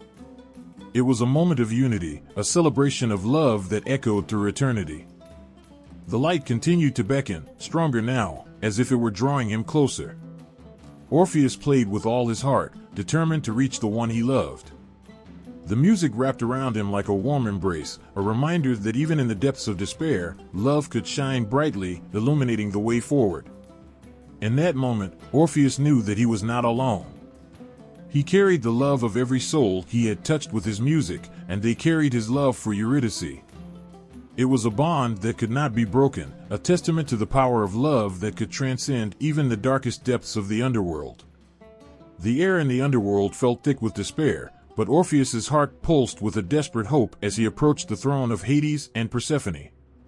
Every step he took echoed in the silence, a testament to his determination. He had witnessed the pain of the souls around him, and now he was ready to face the rulers of this shadowy domain. His love for Eurydice drove him, each beat of his heart urging him onward, each breath filled with a longing that transcended the darkness enveloping him. As he reached the throne, Orpheus felt a chill run down his spine. Hades, the god of the underworld, sat there with an imposing presence, his eyes cold yet filled with a certain intrigue. Beside him, Persephone, the queen of the underworld, emanated an air of quiet strength. Her beauty was ethereal, but her expression was grave, hinting at the sorrow she had witnessed throughout eternity. Orpheus could sense the weight of their power, but he could not allow fear to take hold. His only focus was Eurydice. "Great Hades, mighty Persephone," he began, his voice trembling but resolute. "I stand before you not as a mere mortal, but as a man driven by love, a love that cannot be extinguished even in the face of death. I ask for your mercy, for your understanding." Hades leaned forward slightly, intrigued by the intensity of Orpheus's plea. The atmosphere shifted, thickening with emotion as he watched the young musician's determination.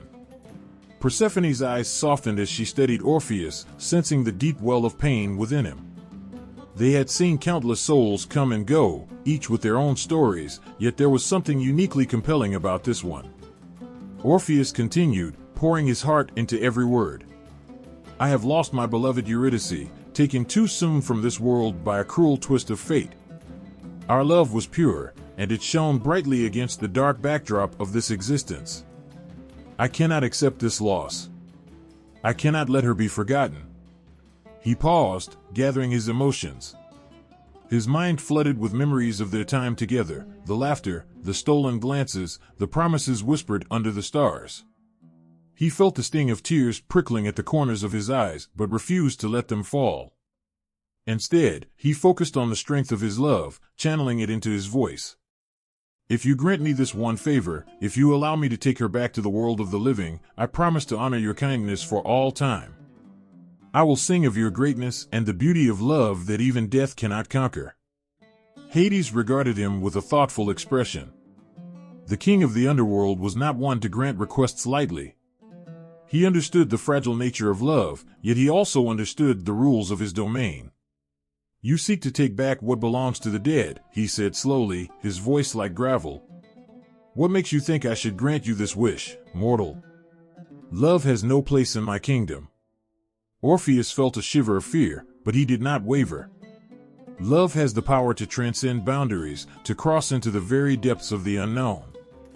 My music has the ability to stir the hearts of the lost.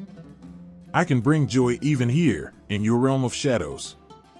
I will play for you, for the souls, and for Eurydice. Let my song fill this place with life, even for a moment." Persephone's expression softened further as she listened to Orpheus. She felt the truth in his words. Having once lived among the living herself, she understood the bonds that tethered souls to one another, the love that endured even in death. A memory washed over her, a time when she, too, had been filled with longing for the world above, a time when her own heart had cried out for the love she had lost. "Please, Hades," Persephone interjected gently. "This man's love is a rare thing. It is powerful and real. Perhaps it would not be so terrible to grant him this chance. To allow him to bring light into this dark place, even if just for a moment. After all, we were once in love ourselves." Hades considered her words, his expression thoughtful. He looked down at Orpheus, who stood trembling before him, vulnerability shining in his eyes. "And what if I let you have her back, Orpheus? What then? Would you promise to forget her, to leave this place behind?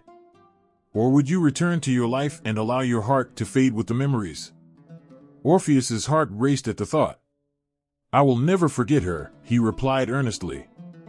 "I could not live without her. But if you allow me this chance, I promise to share our story, to honor her memory forever. I will sing of the love that cannot die, and the hope that springs eternal." Hades remained silent, contemplating the depth of Orpheus's plea. The silence grew heavy, wrapping around them like a shroud. In the stillness, Orpheus could feel his heart pounding, the seconds stretching into what felt like an eternity. He closed his eyes for a brief moment, allowing the memories of Eurydice to flood his mind, her laughter, her warmth, the way her smile could light up the darkest of days. Persephone reached out and gently squeezed her husband's hand, urging him to consider the weight of Orpheus's love. "What harm could it do, my lord? If he truly loves her, perhaps granting this one wish could bring peace to us all."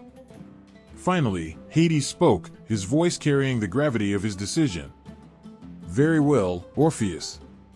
I will grant you this wish, but under one condition.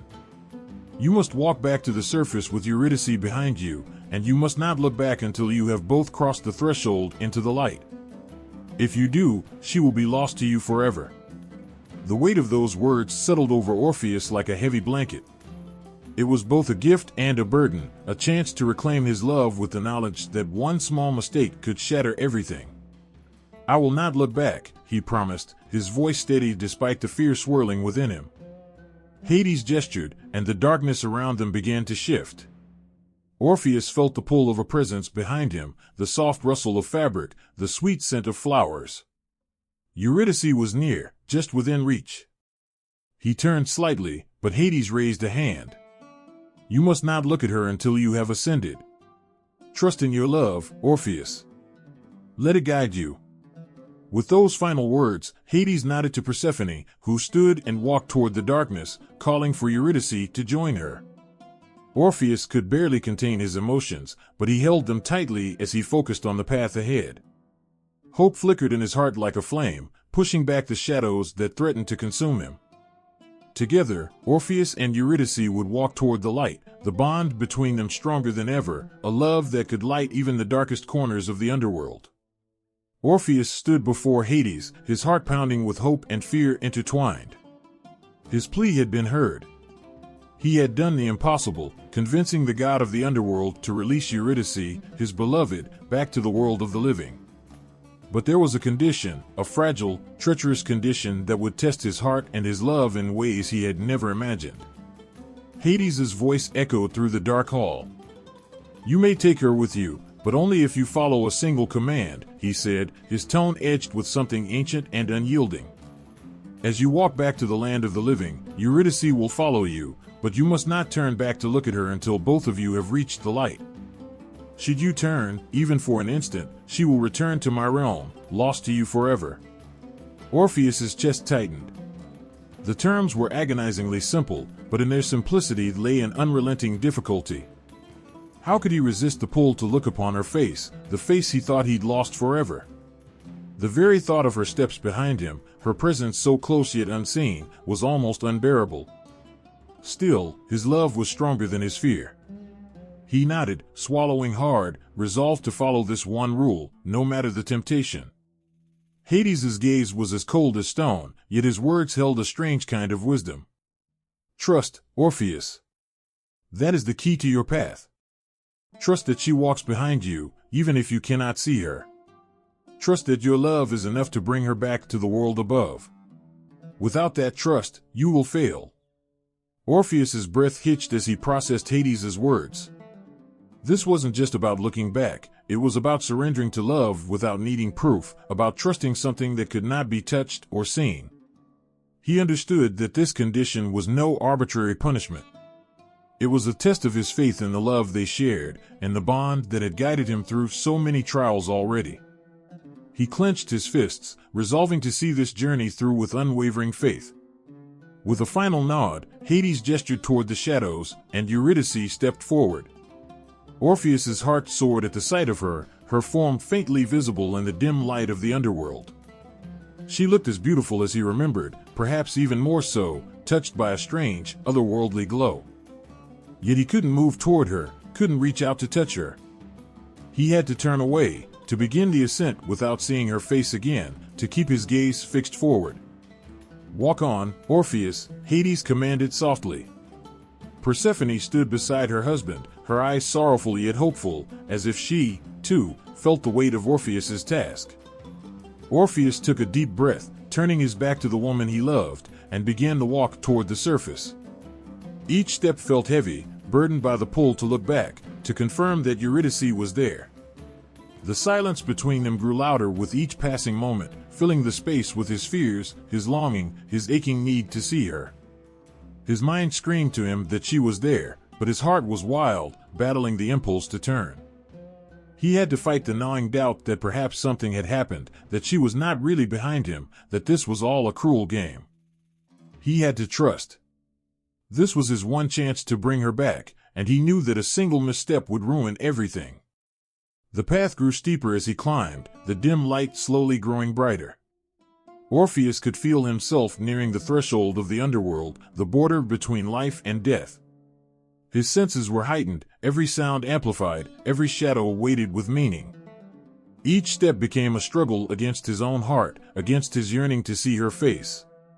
He wanted so desperately to hear her footsteps, to hear her soft voice assuring him she was there, but he heard only silence.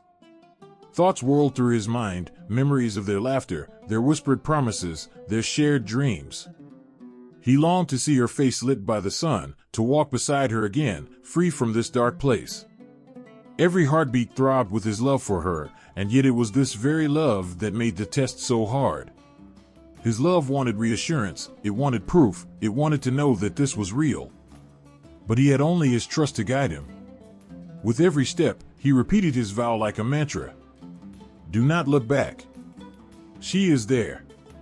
She is there because love is real, and she walks with you, waiting to be free. He tightened his jaw, refusing to give in to his doubts. The urge to turn was a relentless torment, pressing against his resolve, but he knew he had to endure it. He had not come this far to fail. Finally, after what felt like a lifetime, he saw the first glimmers of daylight breaking through the shadows ahead. His heart leaped in his chest. They were close, so close to freedom. He could feel the warmth on his skin, the promise of life waiting just beyond the edge of the underworld.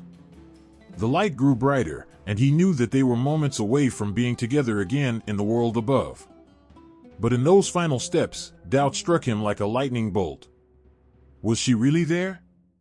Had he misunderstood Hades's terms? Was he truly bringing her back to life, or was this all an illusion, a trick of the shadows?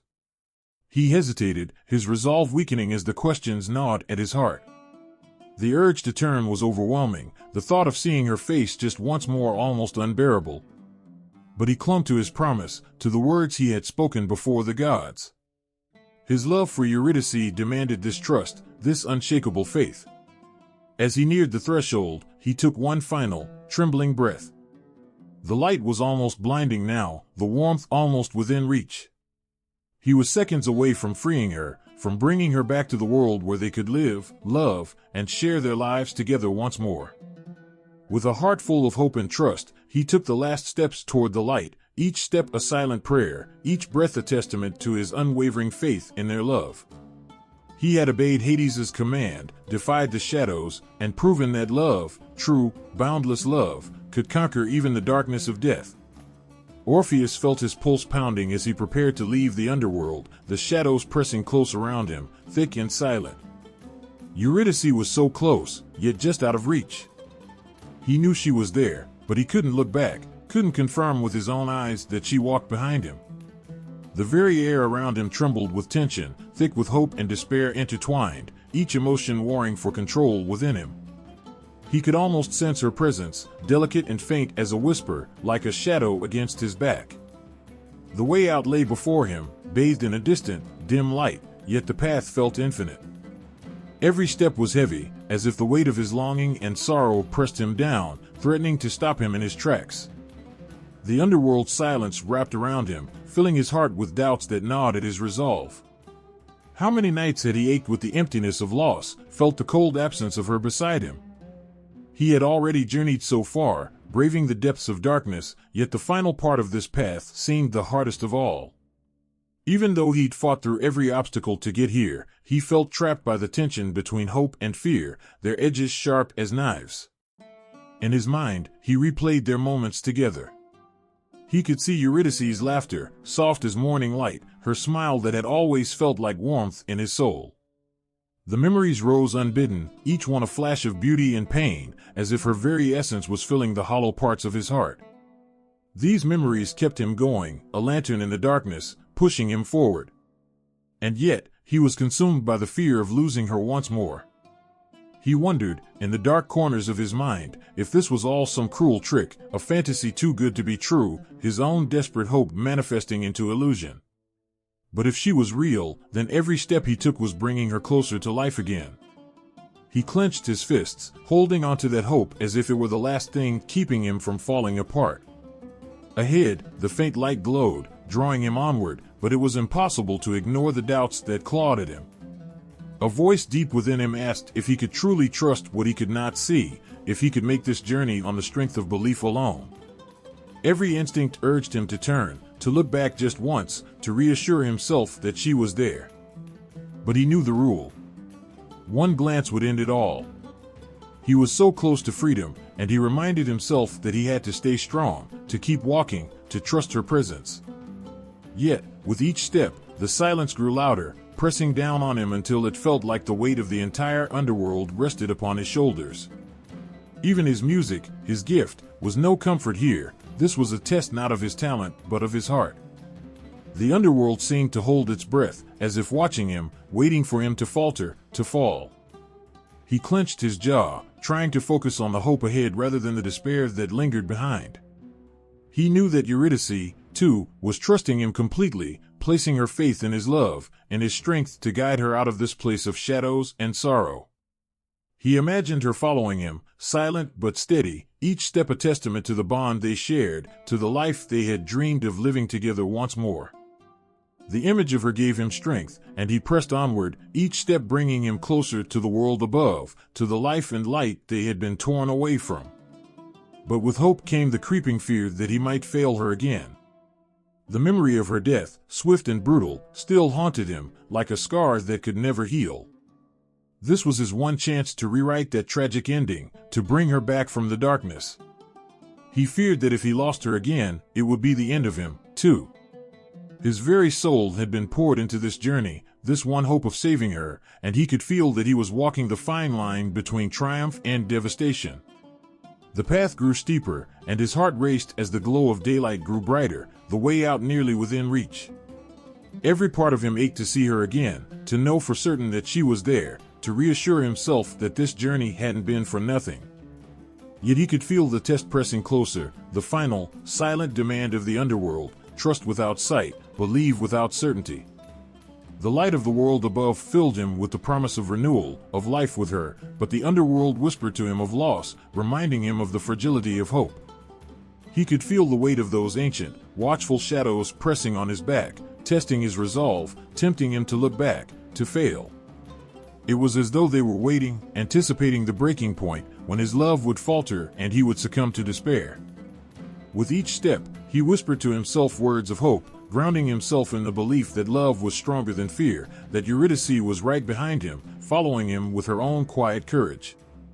He held onto that image of the life they would share, of the sun's warmth on their faces and the wind in their hair. The world above was almost there, just a few more steps, and they would be free. His heart was torn between two worlds, hope and despair, trust and doubt, and each beat felt like an eternity. He clenched his fists, focusing on the promise of daylight, feeling the presence of his love just behind him, his strength fueled by the memory of her touch, her laughter. And with each step, he fought the growing urge to look, to see her one last time, to confirm with his own eyes that she was real. As the final moments approached, the path blurring between darkness and light, Orpheus walked forward with all the strength he could gather, each step heavy with both hope and the agony of doubt. The threshold was so close now, a heartbeat away, and all he had to do was keep going, keep believing, keep trusting that love could indeed conquer the shadows. The path stretched out in eerie silence, each step carrying Orpheus and Eurydice closer to the surface, closer to life. Orpheus walked ahead, his heart torn between boundless joy and crushing anxiety. Eurydice was so close, just a few steps behind him, but he couldn't see her, couldn't hear her. The weight of the condition set by Hades bore down on him. If he looked back, if he even turned his head for a single glimpse, she would be lost forever, reclaimed by the underworld. The air around them was thick with the shadows and murmurs of forgotten souls. Each step was accompanied by the steady echo of their feet against the cold stone, but that was the only sound, the only proof that they were moving at all. Orpheus held his breath, focusing on the rhythm of his own footsteps, grounding himself in the hope that every step was a step closer to freedom, closer to holding her again. But the journey back was steep and winding, and with each step upward, his resolve felt tested in new and terrifying ways. The darkness seemed alive, as if the underworld itself didn't want to let them go. The path was filled with shadows that flickered and shifted, whispering doubts into his ears. He could feel them tugging at his thoughts, each whisper a reminder of all the risks, all the things that could go wrong. Every shadow seemed to mock his hope, a constant reminder of how fragile this moment was. But then, in the silence, he felt something else, a gentle warmth, so faint that he almost missed it. It was the comforting thought of Eurydice's presence behind him, her silent faith in his promise. She had trusted him completely, had put all her hope in his hands. And that quiet assurance of her presence was enough to calm the racing of his heart, enough to make him keep his gaze forward, determined not to look back. He imagined her following him, step by step, her spirit clinging to the sliver of light that lay ahead, a future just beyond the shadows. Yet, with every few steps, the urge to turn back grew stronger. He longed to see her face, to reassure himself that she was truly there. The pull was almost unbearable, like an ache that gnawed at his heart, daring him to defy the conditions. Each time the urge rose, he clenched his fists, grounding himself in the strength of their love, letting it guide him, urging him to press forward. He told himself that she was there, that their bond was unbreakable, that if he could just resist the temptation to look, they would soon be free. The path grew narrower, the ascent steeper, and Orpheus's heart raced with both hope and despair. The walls closed in around them, dark and cold, as if pressing them together yet holding them apart. He could feel her presence growing fainter with each step, a silent reminder of how precious this moment was, of how easily it could be shattered. The tension was almost unbearable, the silence around them oppressive. The farther they went, the harder it became to remember why he had to keep his eyes forward, why he couldn't reach out to hold her. In his mind, Orpheus recalled every moment they had shared, each memory a light in the darkness. He remembered the way her laughter had sounded in the morning sun, the warmth of her hand in his, the dreams they had whispered together under the starlit sky.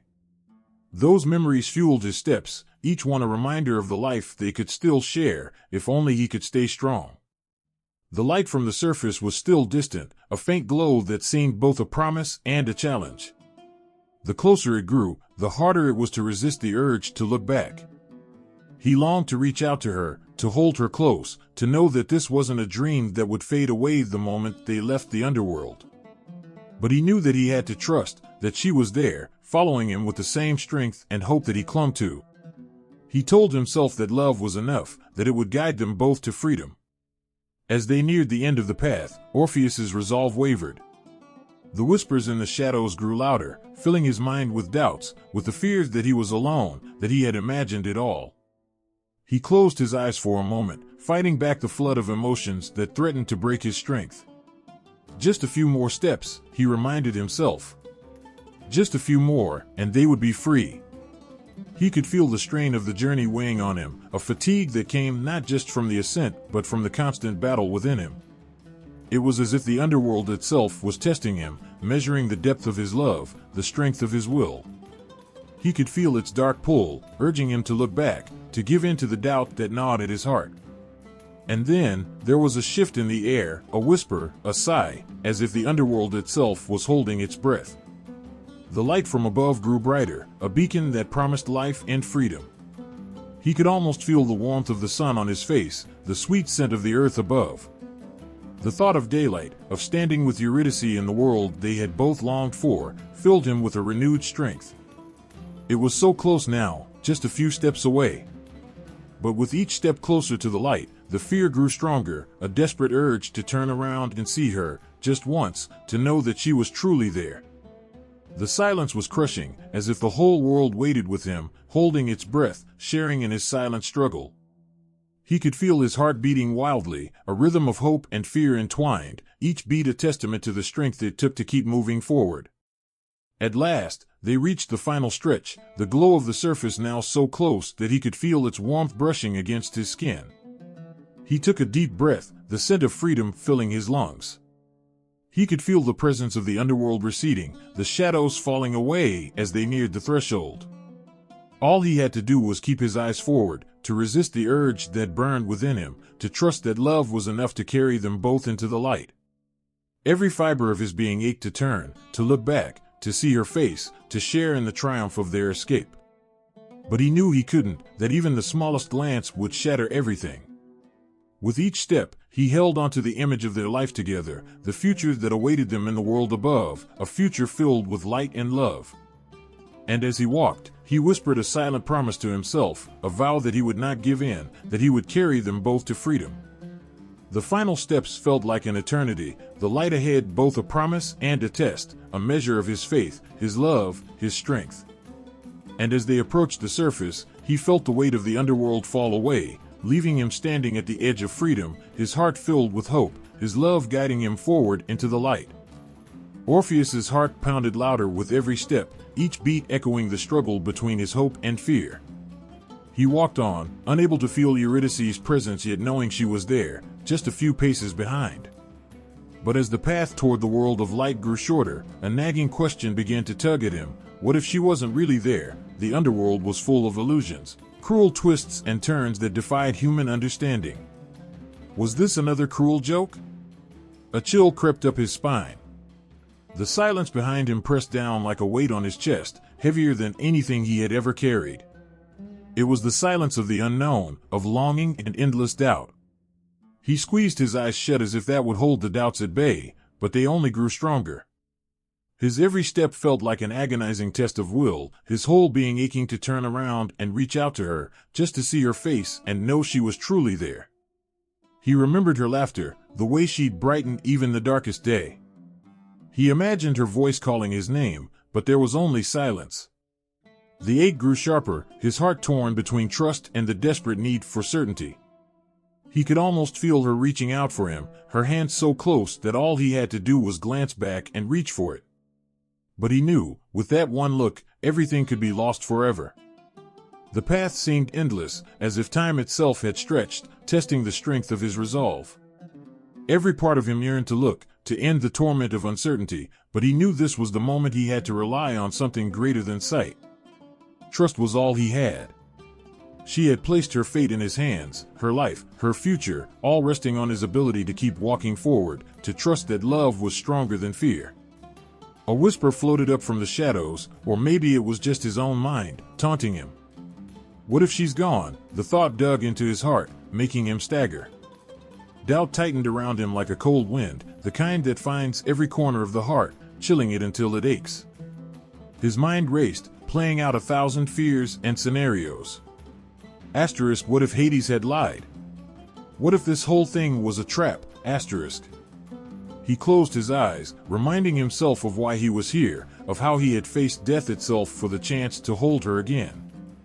He thought of her trust in him, of how she had given him everything and followed him back from the shadows. For her, he had to keep moving forward. But as he took each step, the need to see her grew unbearable.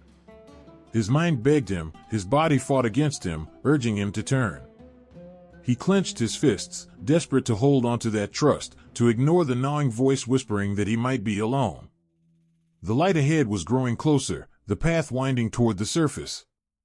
Each step brought them closer to the warmth of the world above. He focused on that light, using it as his anchor, willing it to silence the doubts that clawed at his mind. But with every step, those doubts only grew. What if he was walking to the surface alone? It was a question he couldn't bear, one that threatened to break him entirely. He needed to know, to feel her presence, to see her once more. He fought against the urge with all the strength he had left, pouring everything into the hope that she was there. But his trust, already strained to the edge, felt like it was crumbling. His heart was heavy, torn between loyalty to the promise he had made and the terrible need to see her face just one more time. The closer he got to the end of the path, the more powerful the temptation became, until it was nearly overwhelming. He took a trembling breath, forcing himself to keep going. He remembered her smile, the softness of her voice, her quiet trust in him that had brought him to the underworld in the first place. That memory was all he had to cling to now, but it was fading, slipping through his fingers like sand. His legs felt leaden, his heart worn thin by the weight of the unknown. The only sound in the vast silence was the beat of his heart and the rhythm of his footsteps. In that silence, he realized something profound, a truth that made him stop in his tracks. He was on the edge of something fragile, something that could either lift them both to life or plunge them both into darkness forever. Trust, he realized, wasn't just about belief, it was about letting go. He had to let go of the need to know, to be sure, to see. He had to believe that love alone was enough, that it could guide them both back to the world above, even if he couldn't see her. But in that same breath, the fear that she was gone clawed at him again, stronger than before. His hands shook as he clenched them, his heart racing in a silent war between faith and fear. The light was right there, just a few more steps, and they would both be free. But his mind taunted him with that terrible what if. The agony of not knowing, of feeling like he was walking in a dream, tore at him like a wound that wouldn't heal. He closed his eyes, whispering her name silently to himself, willing her to hear him, to feel the strength of his love. The doubt was eating him alive, but he kept walking, putting one foot in front of the other, clinging to the hope that she was there.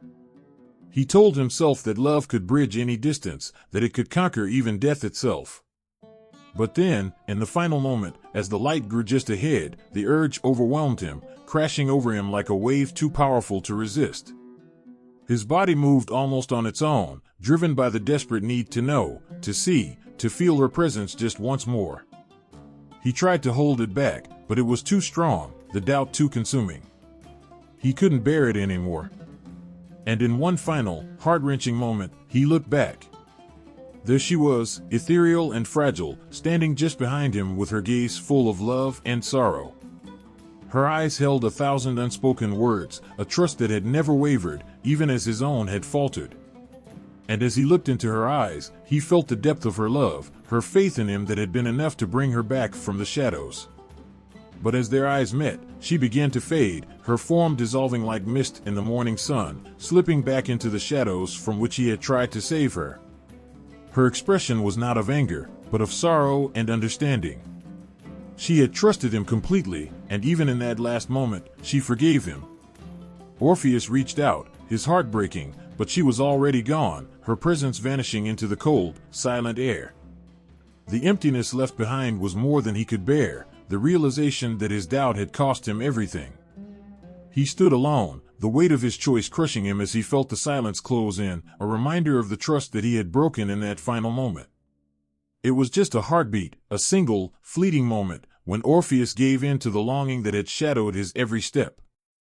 Against his deepest resolve, his need to see her one last time overwhelmed him, and in that fragile instant, he turned. He turned with the hope that she was there, that she was real, that this wasn't just a cruel illusion. And in that glance, he saw her. His beloved Eurydice, so close, her figure softened in the dim light of the underworld's exit, her eyes meeting his with a mixture of love, sorrow, and silent understanding. It was a look so full of everything they had shared that it stole his breath. But just as quickly as he saw her, he began to see her slip away, her form becoming less solid, her face fading like a dream at dawn. It was as if he had touched something delicate and perfect, only to watch it shatter under his gaze. Her body grew insubstantial, her features blurred, and in that moment he realized what he had done. That one look, driven by love and fear, had broken the fragile bond keeping her in his world. He reached out desperately, his heart caught between a scream and a sob, but it was too late. His fingers grasped only the empty air. Orpheus called out her name, his voice trembling, begging her not to leave, as if his words alone could bind her to him. His voice cracked, filling the silent, still space with a sound so raw and broken it seemed as though it could crack the stone walls around them. But Eurydice's spirit drifted back, deeper into the shadows, her face turned toward him one last time, her eyes filled with forgiveness even as they dimmed. There was no anger in her expression, no reproach. Only a sadness so gentle and deep that it reflected back to him all the love she had held for him, all the hope that had sustained her through the darkest hours.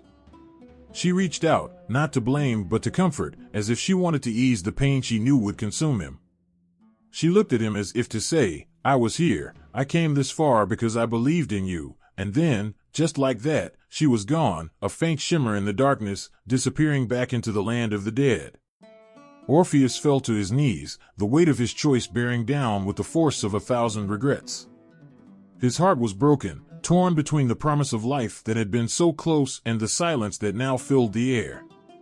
She was gone, and he was left with only the echo of what had been, the memory of her touch, the warmth of her love that had once filled every part of him.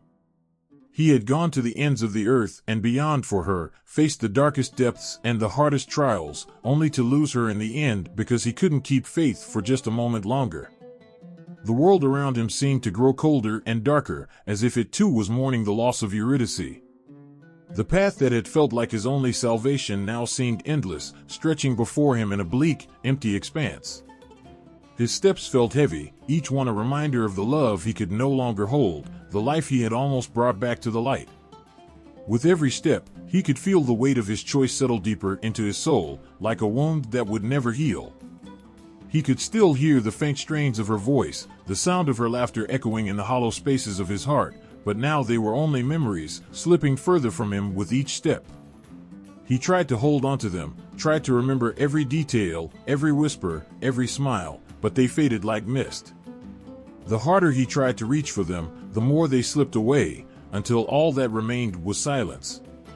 The journey back to the surface was nothing but darkness for Orpheus, a walk through a void that stretched endlessly before him.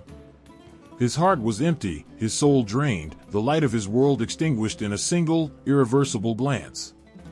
That one fatal look had cost him everything, and the realization settled on him with the weight of a lifetime.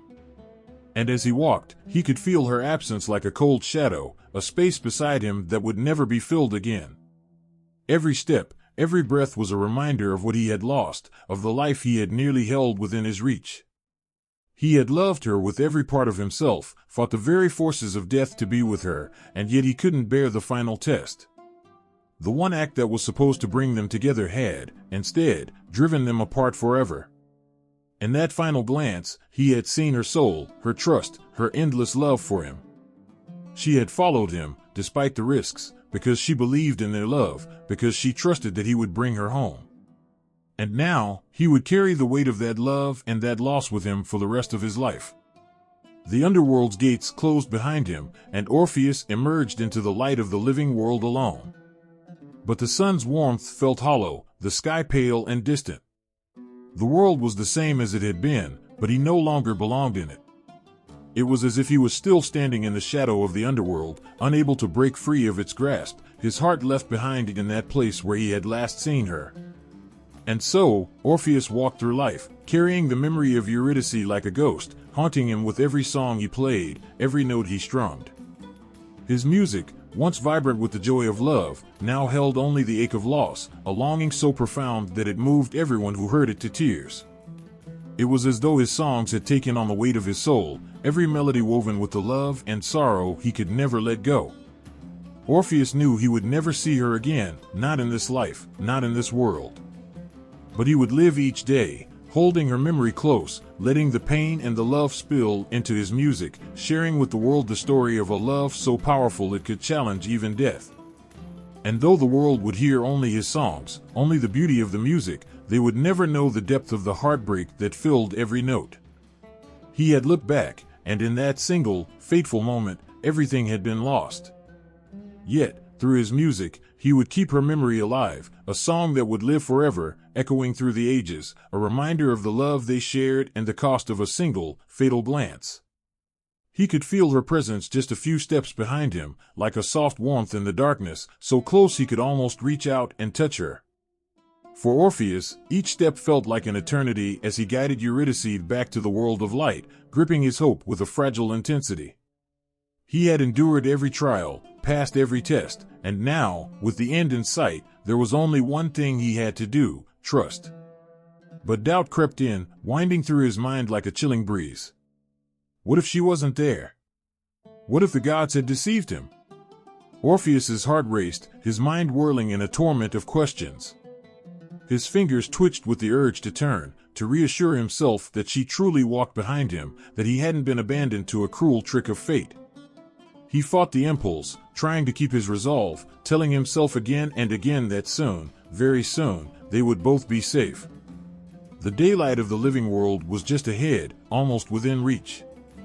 But in that flicker of hesitation, in that trembling moment of longing, he faltered. A force stronger than his will took hold of him. Orpheus turned. And there she was. Eurydice, his beloved, stood so close he could see every tender line of her face, the familiar warmth of her smile, the love and relief in her eyes. In that single instant, she was alive and real before him, the joy of their reunion flooding over him, washing away every fear and every doubt. She looked at him, and for that brief, precious heartbeat, it was as if no darkness, no separation had ever come between them. But the warmth in her gaze turned to sorrow as her figure began to fade. His heart froze as he watched the soft light in her eyes dim and the edges of her form grow hazy, dissolving into shadow before his very eyes. Orpheus reached out in desperation, his voice catching in his throat, calling her name as if his voice alone could bring her back. He tried to hold onto her, but his hands closed on empty air, and the image of Eurydice vanished like mist, slipping back into the depths from which she had come. Time seemed to stop. Orpheus stood rooted to the spot, his outstretched hands trembling in the dark silence that now pressed in around him. The enormity of what he had done hit him with a crushing weight. The gods had given him one rule, one final request, and he had failed. His heart shattered, understanding that this was no accident, no momentary lapse that could be undone. This was a loss beyond fixing, beyond any plea or any song. The ache that filled him was unlike anything he had ever felt. The world seemed emptier, colder, as if even the air he breathed had lost its warmth. He sank to his knees, his chest heavy with sorrow so intense it felt like it would consume him. He had traveled to the ends of existence, endured the terrors of the underworld, and convinced even Hades and Persephone to give her back to him. But here he was, alone again, with nothing to show for his love but a hollow memory and an endless regret. As he knelt in the darkness, he remembered the days he'd spent with Eurydice, her laughter that had filled his days with light, her voice that had been like music itself to him. All of it, lost now, slipping further away with each passing moment, leaving only a gaping void in his heart. He couldn't turn back, couldn't follow her. She was gone, forever out of reach, and he knew he would carry this sorrow with him until the end of his life. He tried to gather himself, to find the strength to rise, but the weight of his grief held him down. His thoughts were like broken pieces of glass, sharp with memories of all they had shared and the painful realization of what he had lost. And yet, despite the darkness, his love for her remained, a light that couldn't be dimmed, even by the shadows of the underworld. He wanted to hold on to that love, to keep it alive in his heart, even as it tore him apart. Slowly, painfully, Orpheus rose to his feet. Each step he took back toward the world above felt heavy, as if every step was taking him further from her, leaving behind the part of himself that he had hoped to share with her forever. He could feel the emptiness inside him grow, a space that would never be filled. As he walked, he didn't look back. There was nothing left to see, no one left to follow. He reached the mouth of the underworld and stepped into the light, but it felt cold and distant. The sun shone, the world moved on, but everything seemed muted, faded, as though the colors of life had lost their warmth. He had won her back from death itself, but in the end, he had lost her again because of a single, unbreakable rule, a rule that now felt unbearably cruel. For Orpheus, there would be no solace, no comforting words, nothing that could heal the wound he bore. All that was left to him was the sound of his own music, the only outlet for the sorrow he could no longer keep inside.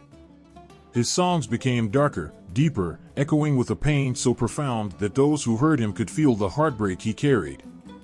He poured his soul into every note, a tribute to the love that had once been his whole world and was now only a memory. And as he sang, people who heard him understood, if only for a moment, the depth of his loss. His music moved them, touched them, for in every melody, Orpheus shared the memory of his love for Eurydice, his hope, and the single fatal glance that had taken her away. His songs became a bridge, a way for him to keep her close, even though she was forever beyond his reach. He knew he would never see her again, that he was now condemned to live with this emptiness.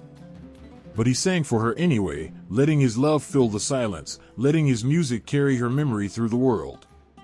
And though he had lost her, he found that through his songs, she would live on, her presence lingering in every note, every chord, as a reminder of a love so powerful that even the gods had allowed it, if only for a moment. Orpheus knew that he would live with the pain, with the regret, with the weight of that final glance that had shattered everything. But in his music, in his voice, he kept her close, an echo of the life they had almost shared, the life that had slipped away because of one moment of weakness. His music became his solace, his way of honoring her, of loving her even in her absence. And though the world could never know the full story behind his songs, each one was a whisper of the love he had lost, a love he would carry in his heart until the end of his days. The moment she faded, slipping back into the shadows of the underworld, Orpheus's heart broke anew.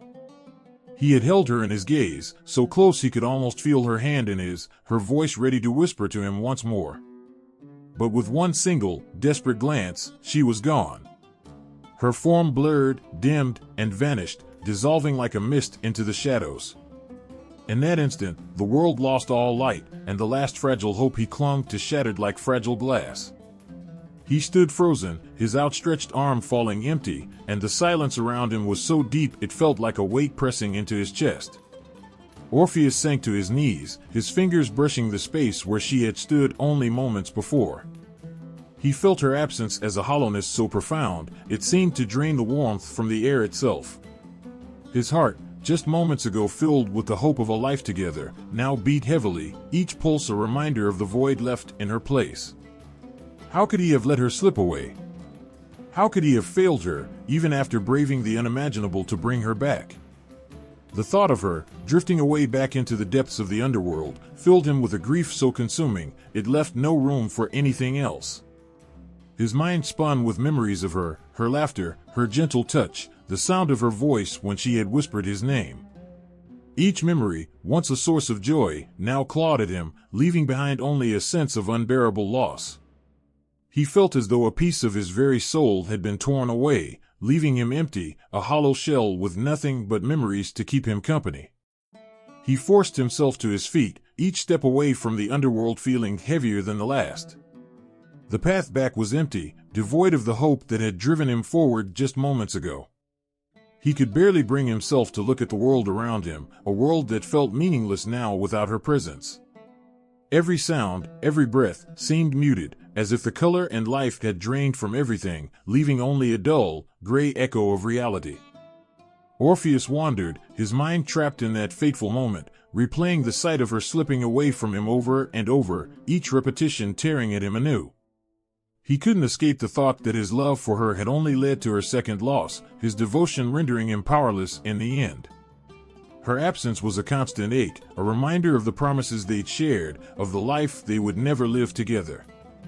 He could almost hear her voice, gentle and kind, as if she were trying to comfort him, but each whisper faded, lost in the depths of his grief. His music, once filled with joy and life, became a haunting expression of his sorrow. The melodies that flowed from his lyre were dark, filled with longing, each note heavy with the pain of his loss. People would listen, entranced by the beauty of his sorrow, yet they could never fully grasp the depths of his heartbreak. They could only feel the echoes of a love lost, a love too pure to be bound by death, yet lost all the same. His music became a lament for her, a song of love and regret, weaving a tapestry of grief that touched everyone who heard it. He poured every ounce of his sorrow into each song, letting the melodies carry the weight of his loss into the air. His heart bled into each note, hoping that somehow, through the power of his music, he could reach her, that perhaps in some distant realm she might hear his voice and know he had never stopped loving her. Each song was his way of calling out to her, a fragile thread of connection between the worlds of the living and the dead. But no music could bring her back, no song could reverse what had been done.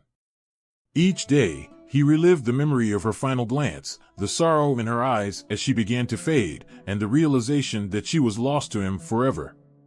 He felt her slipping away anew, the image of her face etched painfully into his heart. Her absence became his shadow, following him wherever he went, a constant reminder of the love he had held in his hands and lost.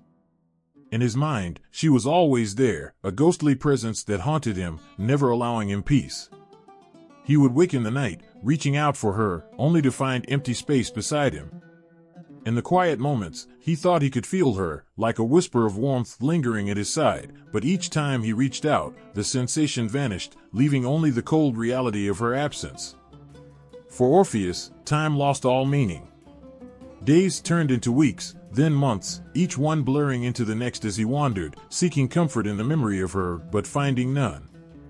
His songs grew quieter, softer, as if even his music were fading under the weight of his sorrow. He began to drift, a man lost in his grief, a soul separated from the world by the invisible barrier of his heartbreak. But he couldn't stop remembering her, couldn't forget the life they had once dreamed of, the love that had been his reason for living. Each memory, though painful, kept her close, as if holding onto the pain meant holding onto her. And so he lived, bound by the sorrow of a love that could not be fulfilled, a love that death had taken from him not once, but twice. Orpheus knew he would never be whole again. He would carry this pain with him always, a part of himself given to her, lost to the underworld. But even in his sorrow, he held onto the memory of her, of the light she had brought into his life. And though she was gone, her presence lingered, an invisible bond that no power, not even death, could truly sever. In the end, Orpheus walked a world that felt foreign and empty without her, his heart forever haunted by the echo of a love lost, a love that even the gods could not erase. And though the world saw him as the greatest musician, his heart remained bound to the memory of Eurydice, each note of his music a whisper of the love that would forever be his guiding light, even in a world without her. With a heart weighed down by an unbearable sorrow, Orpheus picked up his lyre once more. His fingers brushed the strings as if seeking comfort, as though each note could somehow pull him closer to Eurydice. The world around him seemed to hold its breath, sensing the depth of his grief, ready to listen as he poured his heart into song. The melody that flowed from his lyre was unlike any he had played before. Each note quivered, raw and exposed, carrying the ache of love lost and the sorrow that seemed to echo through his very soul. It was as though his heart itself had become one with the lyre, each pluck of the strings a voice for the words he could no longer say. His music spoke of longing, of the beauty he had found and then lost, of a world that felt empty without her. As his song rose, it swept through the trees, over rivers, and across the mountains. Even the smallest creatures felt it. Birds paused mid-flight, captivated by the sorrowful tune, their songs silenced as they listened. The animals around him gathered quietly, drawn by the power of his music. Deer stood still in the clearing, their heads lowered in quiet empathy. Even the rivers seemed to flow more slowly, their ripples calming, mirroring the gentle rhythm of his song. His music carried the weight of his broken heart, and nature seemed to respond in reverence, feeling the depth of his sorrow and the love he still held for her. The sky seemed to darken, as though the heavens themselves were mourning alongside him. Clouds thickened, casting a gentle, sorrowful shadow, and a quiet mist began to rise, softening the world around him. It was as if all of nature felt his heartbreak, wrapping itself in silence, allowing his music to drift through the air, unhindered, unbroken. Orpheus's voice rose softly, joining the lyre's melody, a fragile sound trembling with emotion. It was the voice of someone who had lost everything, who had glimpsed a happiness so pure only to have it taken too soon. His song spoke to anyone who had ever felt the sting of loss, each note a testament to the power of love, and the unbreakable bond that still tied him to Eurydice, even across the bounds of life and death. The ground beneath his feet seemed to resonate with his grief. Flowers, usually bright and cheerful, seemed to bow their heads, petals drooping as if touched by the sadness in his song. Trees stood solemn and tall, their leaves falling like silent tears, carpeting the earth in a soft, respectful layer. His music seeped into the earth, touching each root, each leaf, each creature. He was alone in his sorrow, yet his music created a silent bridge between him and the world, as if he were sharing his grief with everything that surrounded him. Birds perched in the trees sat silently, their wings folded close as if in understanding, their songs muted in respect. Creatures of the forest, normally shy and cautious, crept closer, finding a quiet companionship in his mournful song. Even the wind, gentle and quiet, seemed to carry his notes farther, spreading his grief and love to places unseen, whispering his story to the mountains, the rivers, the fields beyond. Orpheus closed his eyes as he played, losing himself in the music, letting his sorrow flow freely, no longer holding anything back. His song grew softer, more intimate, a whisper of the love he could not forget. The world around him seemed to close in, holding him in a tender embrace, every living thing sharing in his pain, feeling the depth of his loss. It was as if the earth itself felt the wound left by Eurydice's absence, her gentle spirit forever entwined with Orpheus's music. The sky grew heavier, gray clouds dimming the sunlight, casting a gentle shadow over the land. Raindrops began to fall, soft and steady, blending with his music, each drop a quiet echo of his sorrow. The earth drank in the rain, as if taking his tears, absorbing his pain, his song continuing uninterrupted as the world wept with him. His music grew, reaching a peak of yearning so powerful that even the heavens seemed to tremble. The sound rose and fell, capturing the beauty of their love and the agony of their separation. There was a stillness in the air, a fragile silence where every creature, every tree, every blade of grass held its breath, touched by the power of his song. And then, as if in answer, a single ray of sunlight broke through the clouds, illuminating the space around him, casting a gentle warmth as though nature itself wished to offer him comfort. The rain slowed, the world growing quiet once more, as if listening to the last, delicate notes of his song. When his music finally fell silent, the world around him seemed to hold onto the memory of his song, every leaf, every petal touched by his grief, his love. Though she was gone, her spirit seemed to linger in the air, held there by his music, her memory forever woven into the fabric of the earth, the sky, and the song he played. Orpheus lowered his lyre, his heart feeling both heavy and light. Though his grief would never truly leave him, his music had given him a way to keep her close, a way to honor her memory, a way to transform his sorrow into something that could touch the world. And as he stood there, surrounded by a silent, grieving forest, he knew that though she was gone, their love would live on, forever whispered in the rustling of leaves, and the soft murmur of rivers, and in the song of the earth itself. After losing Eurydice for the second time, Orpheus was not the same man. His spirit, once bright and filled with music that brought joy to others, grew muted and dim. The world that had once felt alive and full of possibility now appeared gray and empty. The laughter he used to share, the tunes he would hum without thought, all of it fell silent.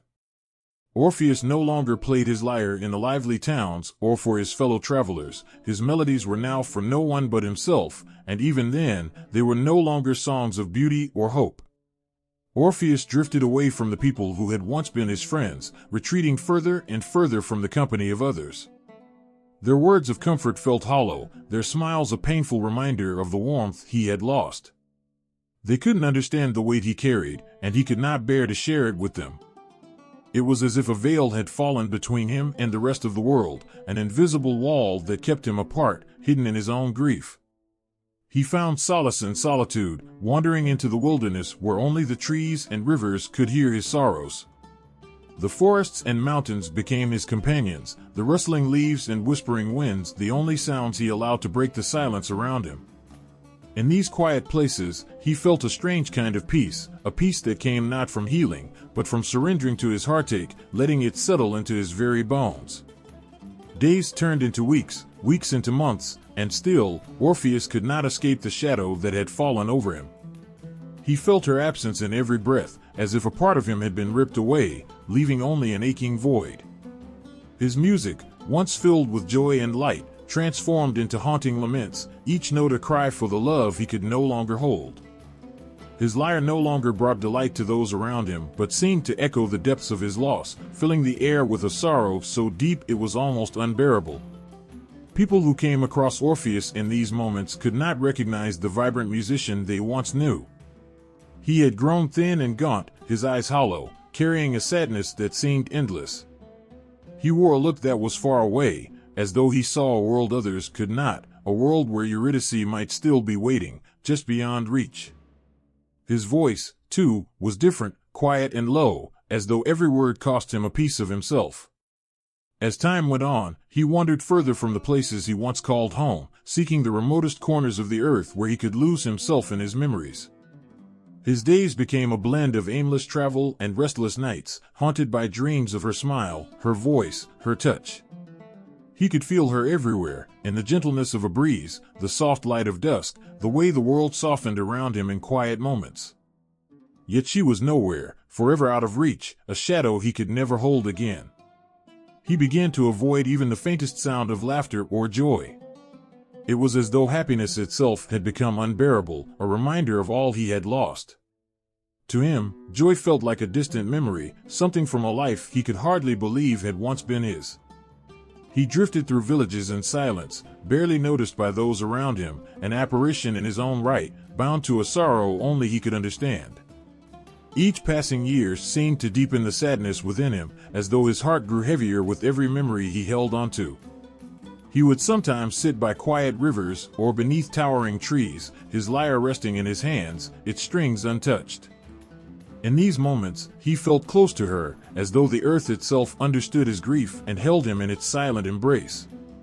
His music became a way of speaking to her, a language only he and the world could share, his notes echoing across the empty spaces, a call that would forever go unanswered. He withdrew completely from the world he had once loved, letting himself fade into the background, unseen and unheard. He became almost a myth himself, a figure who wandered the wild places, the mournful sound of his lyre blending with the wind and rain, barely noticed by anyone who passed. People would speak of him in hushed tones, remembering the joy he once brought, wondering at the depth of his loss. But Orpheus no longer heard them, their voices were just another sound in a world that felt distant and empty. Even nature seemed to grieve with him. Flowers bent their heads as he passed, leaves falling softly at his feet, as though the world itself felt his sorrow. Animals, usually quick to flee, would stay nearby, sensing the gentleness within him, the quiet respect he held for all things. He seemed to live in a world apart, a place where only he and his grief existed, untouched by time or change. His music, once a gift to others, became his only solace, a fragile lifeline to the memory of her. Orpheus never sought companionship again, finding comfort only in the shadows of the trees, the quiet murmur of streams, the open sky above. His love for Eurydice remained, a light that refused to fade, even as the years wore on, as though her memory alone could keep him alive. His sorrow was endless, but he embraced it, carrying it with him like a part of himself, a testament to a love that had been his only joy.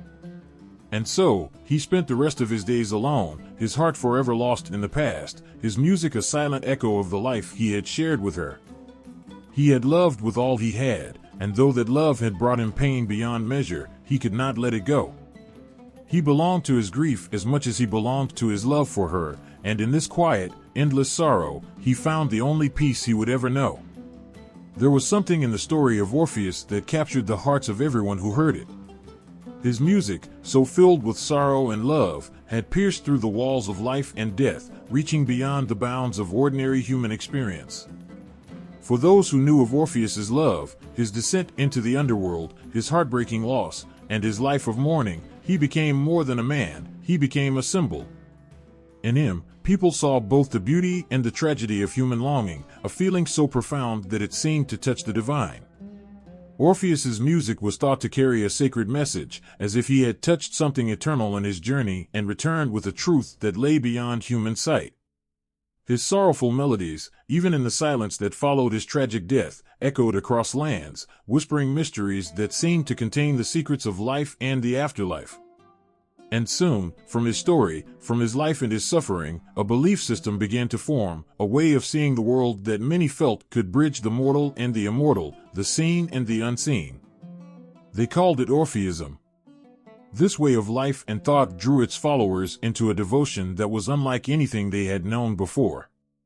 To follow Orpheism was not just to worship a god or pay respects to spirits, it was to honor the life of Orpheus, to live by the belief that music, love, and the soul were more powerful than death itself. Followers began to see Orpheus as a guide through the mysteries of existence, a soul who had looked into the depths of despair and returned with wisdom only found in shadows. Orpheus had not been an ordinary man, they believed, and so they came to see his journey as more than just a tale of lost love. They saw it as a map, a guide that might show them how to understand their own lives, their own loves, and their own sorrows. In Orpheism, life was viewed as a cycle of death and rebirth, a journey of the soul through suffering and enlightenment. Followers believed that the soul, like Orpheus, could travel beyond the physical world, touching something infinite. To them, Orpheus's journey into the underworld was a testament to the power of the soul and a promise that they, too, could find meaning in even the darkest parts of life. Through Orpheism, people began to live by rituals and practices that honored both life and the mysteries that lay beyond. They believed that by following Orpheus's path, by understanding love, by facing sorrow, by respecting the cycles of life, they could transform their own souls. Orpheism became a path of purification, a way to live in harmony with the natural world and the divine mysteries it held. They believed that music, like Orpheus's, could touch the divine and that through melody and harmony, they could glimpse a truth that lay beyond words. Orphic followers held ceremonies filled with music and chant, gathering in quiet spaces where they could connect with the spirit of Orpheus, seeking wisdom through the beauty of sound. They used symbols and hymns to connect with the world he had left behind, invoking his memory to feel the strength and beauty of his love. In his story, they found strength, a reminder that even in their own losses and hardships, there was a meaning that stretched beyond this life. Orpheism also taught them that the soul did not end with the body. Just as Orpheus had gone beyond death to seek Eurydice, they believed that their own souls would continue on a journey long after their lives had ended. They saw the world around them as filled with signs and echoes of the divine, reminders of the immortal path that lay before them. Life was temporary, but the soul, like Orpheus's song, was eternal. Followers of Orpheism found comfort in the belief that death was not an end but a transition, a return to a greater mystery, just as Orpheus had ventured into the underworld not to vanish but to reunite with the one he loved.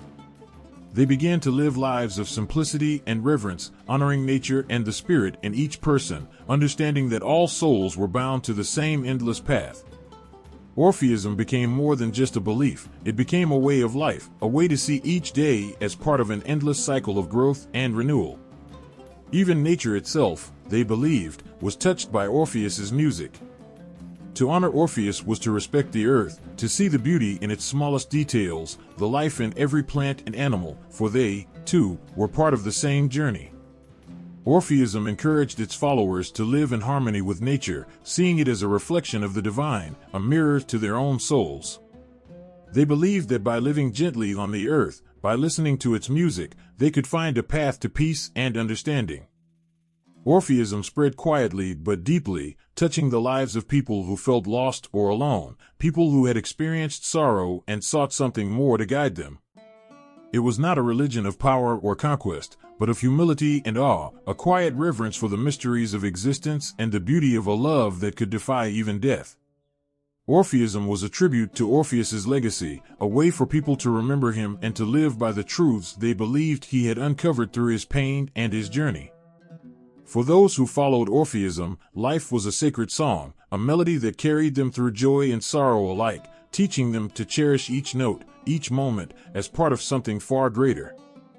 They saw in Orpheus not just a hero of old, but a figure who could show them how to live and how to die with grace, with courage, with a heart that, even in suffering, could find beauty. And though centuries would pass, the story of Orpheus and his music would continue to inspire, his legacy carried forward in the quiet rituals, the whispered hymns, the reverent silence of those who walked the same path. His life had been filled with love, loss, and longing, and in honoring that, the followers of Orpheism believed they, too, could find a way to transcend the pain of the world, to glimpse, however briefly, the light that lay beyond. Orpheus had always known love and beauty in a way few others could comprehend, but grief transformed him in ways that would echo through time. This loss carved itself into his soul, forever shaping his music, his life, and his very existence. Grief did not merely break Orpheus, it reshaped him, transforming the man into a symbol of enduring love and tragic beauty, leaving a mark that would become legend. He became a figure no longer just of flesh and bone but of art, myth, and music, an eternal presence in the hearts of those who came after him. In his sorrow, Orpheus poured himself into his music as though it were the last thing keeping him alive. Each note he played was filled with the ache of separation, the sharp sting of longing for someone forever lost to him. It was as if his lyre strings were not mere threads of sound, but veins from his own heart, each one vibrating with the sadness that pulsed through his body. Every chord he struck was a cry, a raw and tender plea that felt like tears falling, a sound so profound that it seemed to echo from the very depths of his soul. To hear Orpheus play was to feel grief made real, as if his music could speak a language that words could never touch.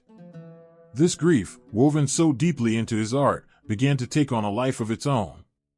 People who had never known Orpheus felt as though they could understand him through his music. They, too, could feel that wrenching sorrow in their own hearts. They heard in his songs the universal pain of loss, a feeling that each person would one day know. Orpheus's music became a mirror for others, a way to see their own pain and longing reflected in a sound that was somehow both haunting and healing. Through his grief, he became more than a man. He became a vessel for human suffering and resilience, a figure whose music gave voice to the wordless sorrow all people carry. As his story spread, people began to create art, poetry, and stories in his name, all of them trying to capture the essence of the man who had loved so deeply that it destroyed him. Painters tried to immortalize that longing look he must have given Eurydice in his final moment of weakness, and sculptors carved his figure in marble, as if they could capture the very soul of sorrow in stone. Orpheus's life and loss turned into myth, a story that lived on as an eternal reminder of love's power and its devastating cost. Grief had transformed Orpheus into something larger than life, and in doing so, it reshaped the lives of those who heard his tale. In him, they saw that beauty could rise from suffering, that the broken parts of a person's soul could still shine. His pain became a beacon, an unspoken understanding that while love may end in heartbreak, it is worth the ache it leaves behind. In Orpheus, people found hope that even the heaviest sorrow could inspire beauty, that even in despair, there is something eternal. The myth of Orpheus grew, each generation adding its own layer of meaning to his story, turning him into a figure whose life was not only about loss, but about transformation. People began to tell stories of how he had loved Eurydice so purely that his soul itself had changed, becoming something unearthly, almost divine.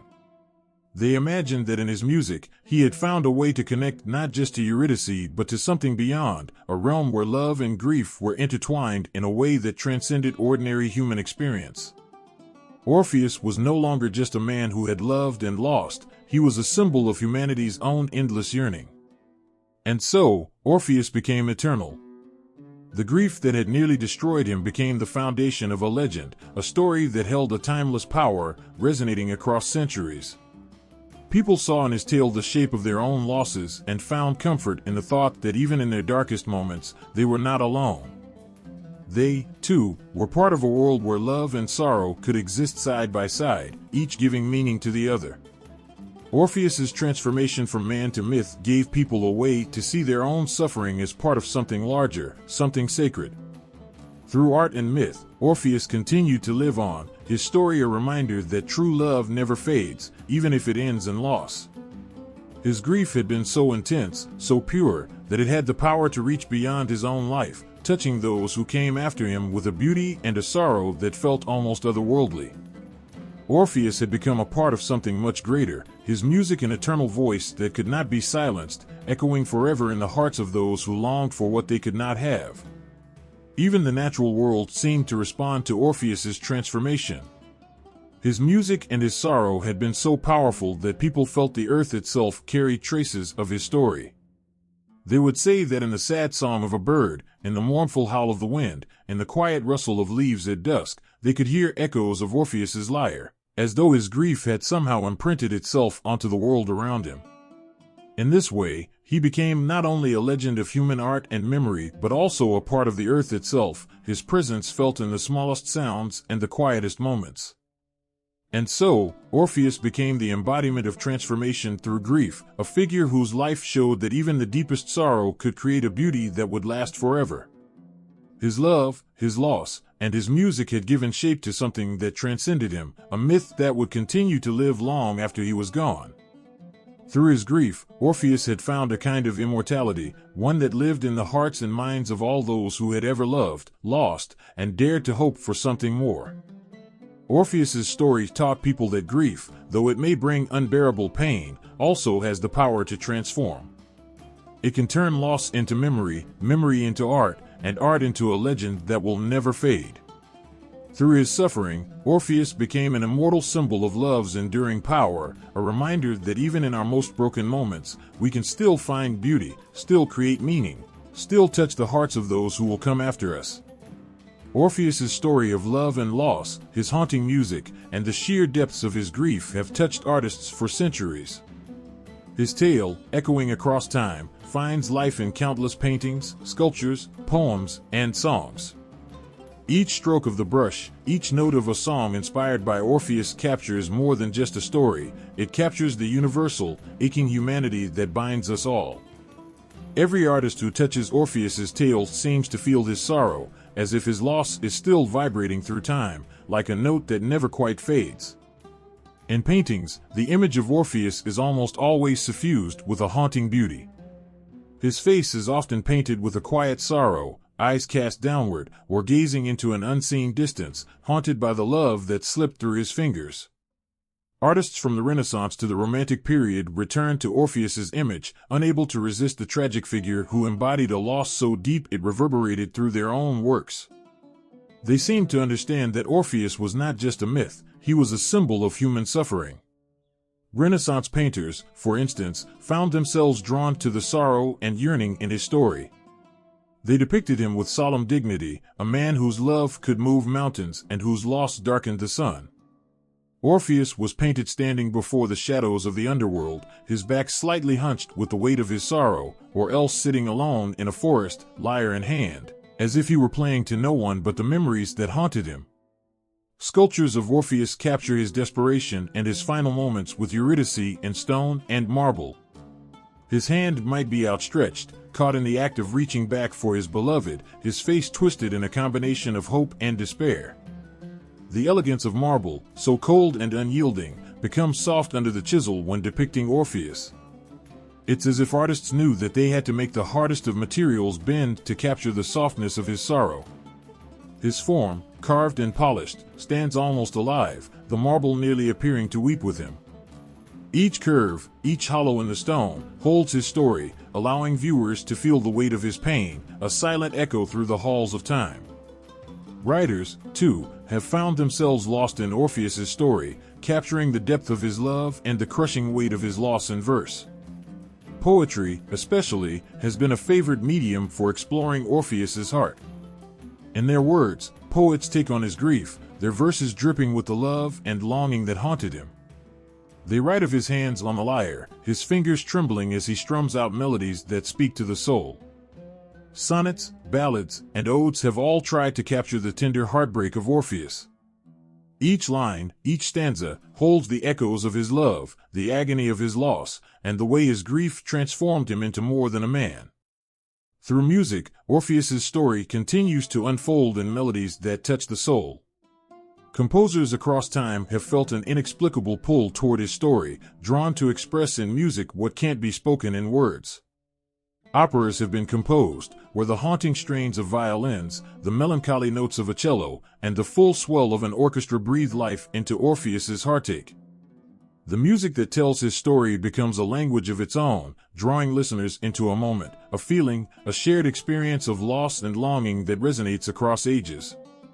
The compositions inspired by Orpheus transport audiences to that dark place where love, loss, and hope converge in a bittersweet symphony. Musicians feel the essence of Orpheus through each note, each pause, and it's as if, for a moment, he lives again in their music.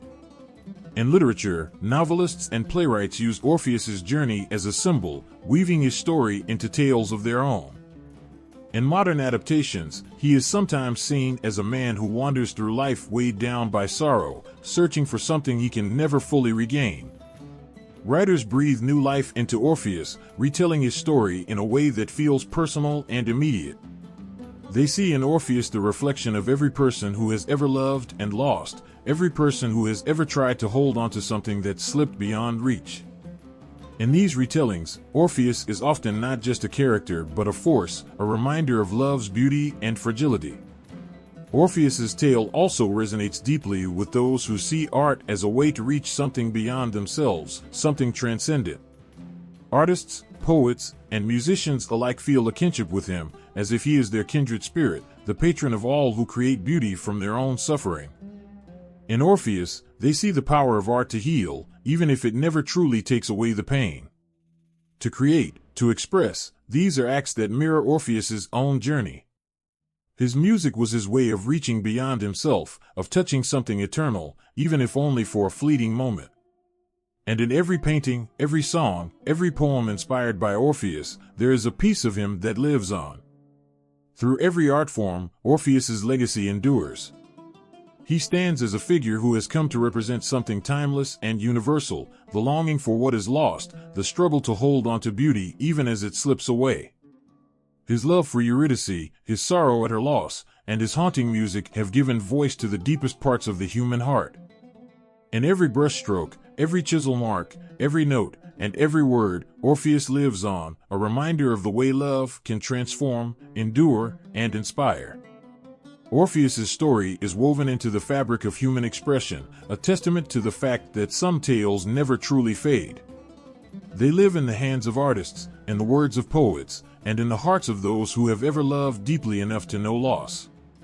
Through Orpheus, people have found a way to connect with the things that make us human, the things that hurt, that heal, and that endure.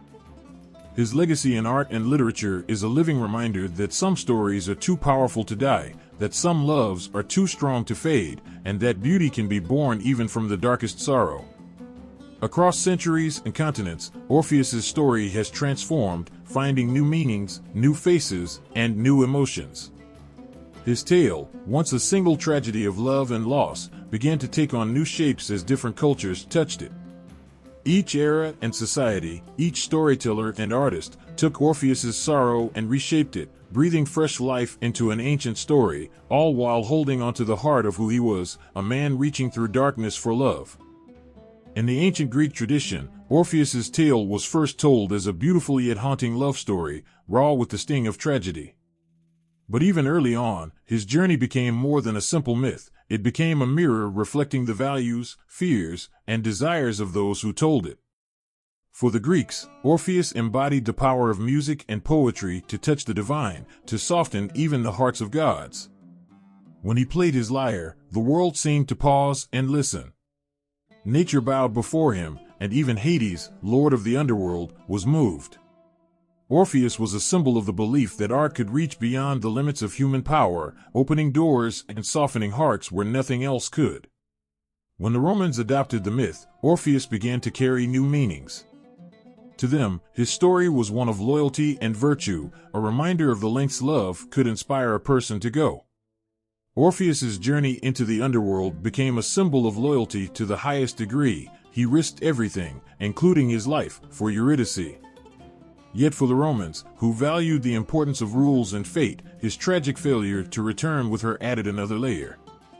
It was a reminder of the inescapable nature of destiny, of the things that, no matter how hard we try, cannot be undone. For the Romans, the myth became not only a story of love, but also a story of human limits and the powerlessness of mortals in the face of divine decrees. As Christianity began to spread across Europe, the Orpheus myth transformed once again. To the early Christians, Orpheus became a figure of the soul's journey, a man who dared to step into darkness in search of light. He was portrayed as a symbol of salvation, a soul lost and found. His descent into the underworld and his return with Eurydice became symbols of Christ's descent into hell and the resurrection, a story of hope. This new version of Orpheus, softened by religious transformation, showed him as a figure of compassion and sacrifice. The myth took on elements of Christian faith, transforming Orpheus into an almost holy figure whose sorrowful journey spoke to those who believed in redemption and life after death. As time passed, Orpheus's story began to evolve in literature, reshaped by poets and writers who saw him not only as a lover but as an artist. The Renaissance brought a resurgence of his image, with artists, poets, and musicians celebrating Orpheus as the ultimate creator. He was no longer just a tragic lover but a representation of the artist's soul. The Renaissance mind saw in Orpheus the power of creation, the struggle of an artist torn between inspiration and despair. His story was no longer solely about his lost Eurydice, it was about the beauty and pain of creating something that touches the world, even if it costs everything. By the Romantic era, Orpheus had taken on an even deeper complexity. For Romantic poets, he was the symbol of the tortured artist, the dreamer consumed by a love he could never quite hold. They saw in his longing for Eurydice the loneliness of those who see the world differently, the pain of those who love and create in ways others may never understand. Orpheus became a figure who embodied the eternal tension between passion and sorrow, love and loss. Romantic writers poured their own hearts into his story, seeing in him a kindred soul, a man who would give everything for beauty, even as it destroyed him. His struggle spoke to artists who felt they, too, were doomed to love the unattainable, to chase a vision that always slipped just out of reach. In modern times, the story of Orpheus has taken on an even more universal quality, one that resonates across cultures and boundaries. His myth has been retold in novels, plays, films, and music, each adaptation offering a new perspective. To some, he is still the tragic lover, the man who would cross worlds for the sake of love. To others, he is the artist, an eternal dreamer reaching for beauty and risking everything. His story has become a way for people to explore themes of love, death, memory, and loss, all through the familiar pain of wanting something, or someone, you can never fully hold. In the myths and stories of Latin America, Asia, and Africa, Orpheus's tale has continued to find new life, reinterpreted by cultures far removed from its origins. In Brazil, for example, the story of Orpheus was reborn in the film Black Orpheus, set in the vibrant world of Rio's carnival. Here, Orpheus and Eurydice's love takes on a new pulse, set against the rhythms of samba and the colors of a different world. The timeless quality of the myth allowed it to transcend its origins, becoming a story that speaks to anyone who has ever loved and lost.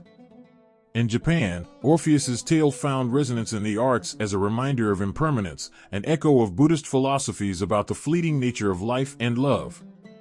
Here, Orpheus and Eurydice's story reminds listeners of the beauty and pain of impermanence, of the way love is both precious and fragile, like the cherry blossoms that bloom and fall. Artists and writers in Japan have woven Orpheus's sorrowful journey into their own reflections on beauty and loss, finding in his myth an understanding of the bittersweet nature of love and existence. The story of Orpheus has been told in 1,000 voices, each time finding a new way to speak to the hearts of those who hear it. Each retelling has added to his story, deepening it, broadening it, and giving it new life. And through it all, Orpheus remains a figure who is both ancient and modern, timeless and ever-changing. His journey through love, loss, and art mirrors the journey of humanity itself, a search for meaning, a longing for beauty, and the sorrow that comes from knowing how fragile it all is. Orpheus's myth continues to evolve, even now. It is a story that has lived 1,000 lives, been spoken in countless tongues, and painted in colors no one ever dreamed of. And through it all, he remains a man, a myth, a melody that refuses to fade. There is a love so profound it can drive a soul to the edge of life and death, a loss so immense it leaves the world forever haunted by its shadow. In the tale of Orpheus and Eurydice, love and loss intertwine so tightly that they almost become one, capturing the fullness of what it means to love deeply and to lose unbearably. This myth holds close the kind of love that doesn't waver in the face of impossible odds, and the kind of loss that echoes through all of time. Orpheus's love for Eurydice is more than a feeling, it's a force that propels him beyond the human world, deep into the underworld, where only gods and spirits dwell. He doesn't just mourn her or cherish her memory, he cannot accept her absence. He is willing to risk everything, even his life, to bring her back. His journey isn't one of logic or reason, but a desperate act of love that cares nothing for boundaries or consequences. When he enters the underworld, he brings with him a love that death itself can't erase. His journey is a testament to the power of love that refuses to be confined to the living world, the kind of love that exists without end. But Orpheus's love isn't just about longing, it's about the pure, unwavering hope that somehow, through sheer will, he can reunite with Eurydice. Every step he takes into the underworld is an act of defiance against despair, a step closer to the life they were supposed to have. It's a love that doesn't know how to let go, even when the odds seem insurmountable. The intensity of his love, the way it propels him forward, reminds us of the feeling we all recognize but can rarely name, a love so powerful that it makes the impossible feel within reach. Loss, however, has a power just as great as love. Orpheus's story reveals this with breathtaking clarity. His love for Eurydice brought him into the underworld, but it was also love's fragility that led to his ultimate failure. He couldn't resist looking back, even though he knew he mustn't. It's a painfully human moment, one that speaks to anyone who has ever felt the ache of uncertainty. That one moment, his fatal glance back, isn't just a breaking of the rules set by Hades, it's a reflection of the insecurities and fears that come with loving someone so profoundly. His doubt and his desperation make him human, and his single, devastating mistake is something we can all feel in our hearts. The depth of Orpheus's love becomes clear when he returns to the world of the living without Eurydice, his heart forever scarred by the empty space she left behind. His grief isn't a quiet sorrow but a consuming force, so intense that it flows through his music, touching the world in a way words cannot. He plays his lyre, each note filled with a heartbreak too profound for any language. This is love that has turned into loss, a loss that never truly fades but lives on in his art, and the way he touches everything around him with his sadness.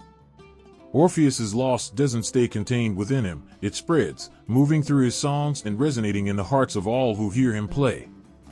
His grief changes him, it isolates him, pulling him away from the warmth of human connection. He's not just mourning Eurydice, he's mourning a part of himself that died with her. The myth tells of a man who is so lost in his sorrow that he becomes a ghost among the living, a man forever haunted by a love he can't let go of.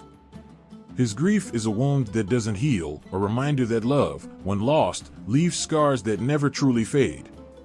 There is something universal in Orpheus's heartbreak. It speaks to the human experience, to the way we all grapple with love and loss. His story captures the reality that to love deeply is to open oneself up to the possibility of profound sorrow.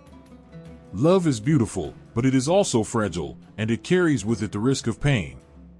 Orpheus's journey into the underworld and his failure to bring Eurydice back reveal the heartbreaking truth that sometimes, no matter how hard we try, we can't escape loss. But Orpheus's love and his grief aren't meaningless. In the myth, they resonate beyond him, beyond his time, touching generations and inspiring countless hearts. His pain becomes a symbol of love's depth, of the way that loving and losing someone can shape a person's life forever. He reminds us that grief is as powerful as love, that loss doesn't end the impact of that love, it transforms it. Orpheus becomes a symbol of both the beauty and the pain of loving deeply.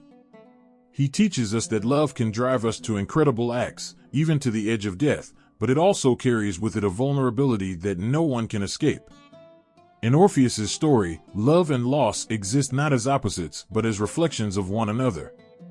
His journey teaches us that to love fully is to open ourselves to the possibility of loss, to risk the kind of heartache that lingers. His story shows that love isn't always triumphant, sometimes it ends in pain and sorrow that reaches into the depths of the soul. But even then, that love remains beautiful. It leaves an imprint, a reminder of the connection that once existed, of the beauty that was real, even if only for a brief moment. Orpheus's love for Eurydice is a reminder of the courage it takes to love, to embrace something so precious yet so fragile. His heartbreak is a reminder of the endurance of love, of the way it can survive even when the person we love is gone. His story speaks to the parts of us that know what it's like to carry love that's turned into grief, to find ways to keep going even when something precious is lost. The myth captures the complexity of human emotions, showing that love and loss are intertwined, that they are both part of the same journey. In the end, Orpheus's story is not just about the love he had for Eurydice, it's about the way that love shapes his entire being, even in her absence. His love, his loss, his grief, they define him, leaving him changed forever.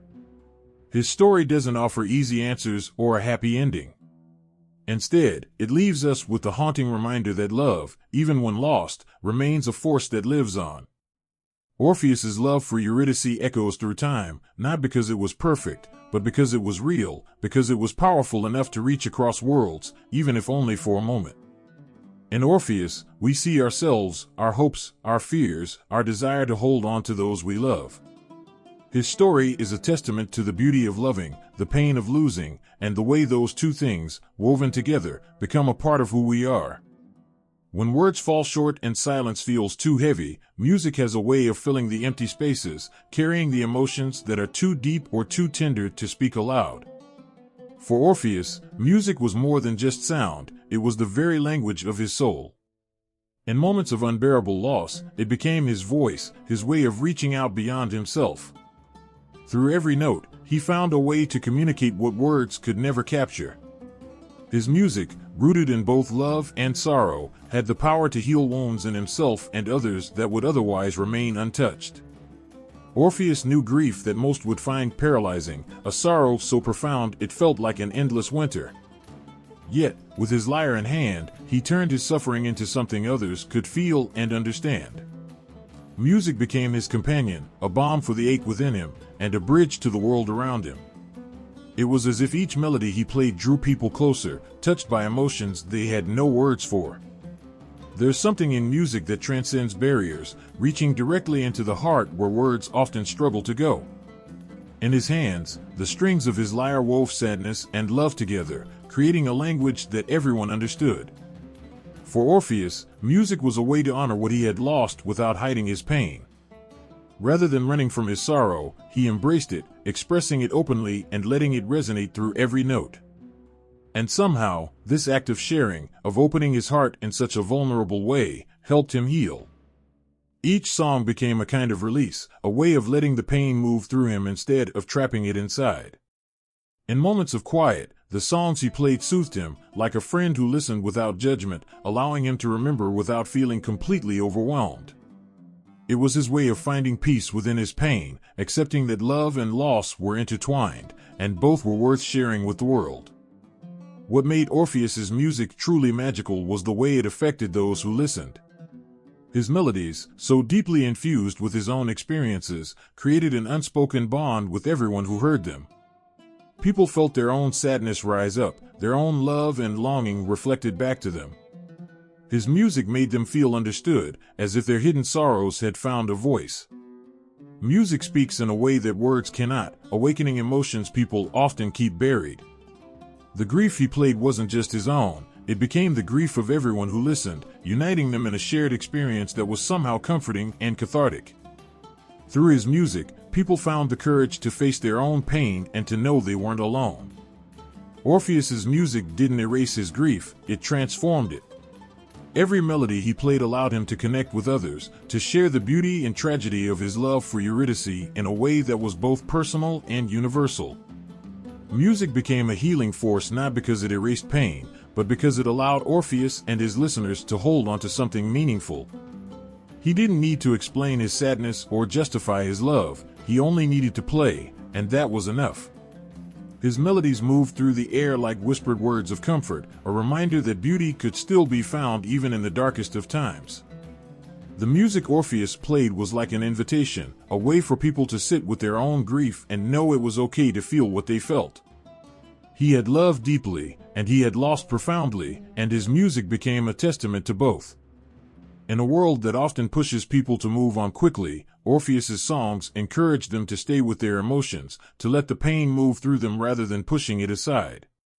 His music was gentle, a soft presence that allowed people to feel and to heal at their own pace. Music can lift the heart, but it can also hold it.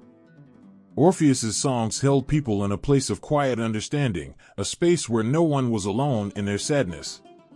Music filled the gaps that words left empty, offering people something to hold onto when everything else felt distant. Each note he played was like a hand reaching out, a reminder that in sorrow, there was also connection and meaning.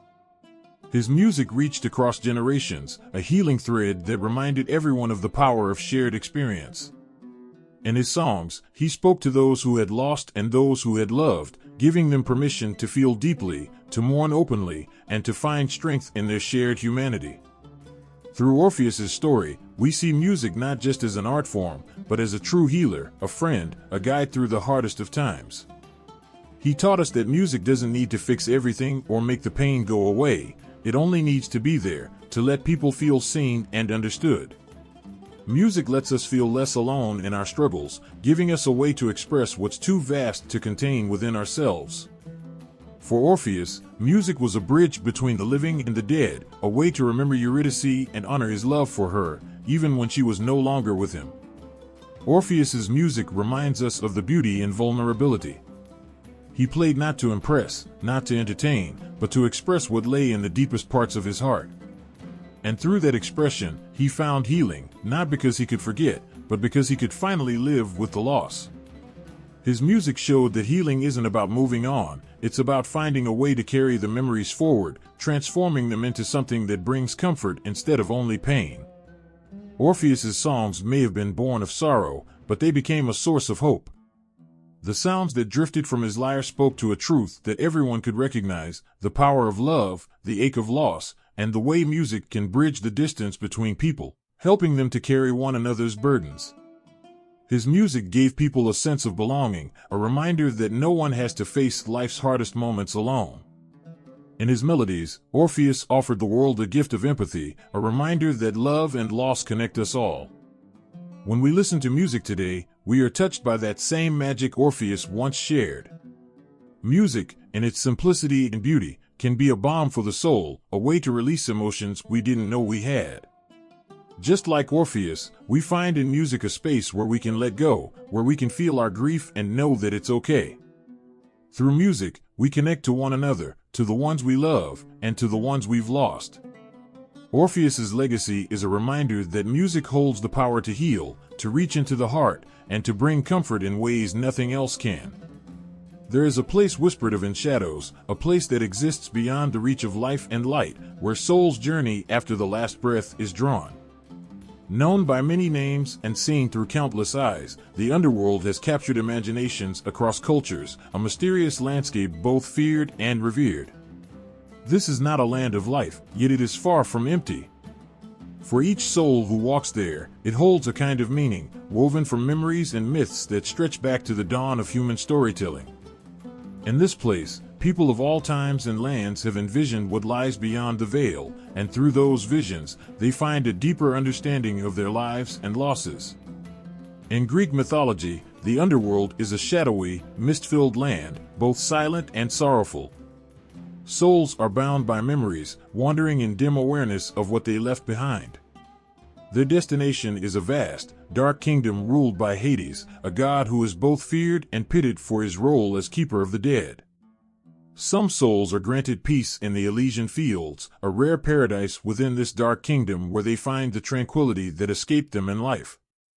But for most, the underworld is a place of stillness, where every longing lingers, every word left unsaid echoes faintly through the silence. This underworld isn't hellish, but it carries a heaviness, a deep reminder of all that is lost when life slips away. In ancient Egypt, the underworld, called Duat, is seen not only as a place of judgment but as a mystical journey. The soul travels through this realm with the heart in one hand and truth in the other. At the gates, it must face Osiris, who weighs the heart against a feather, a moment of intense vulnerability where a lifetime is laid bare. In Egyptian belief, the underworld is like a mirror of life, filled with familiar rivers, fields, and creatures, but infused with a kind of haunting beauty. It's a place where the soul confronts itself, where every action of life becomes a small light or shadow in the vast journey ahead. Only those with pure hearts pass into paradise, others wander, burdened by the weight of deeds unatoned. The Norse imagined their dead going to Helheim, a land of eternal cold and unyielding frost, ruled by Hel, the somber daughter of Loki.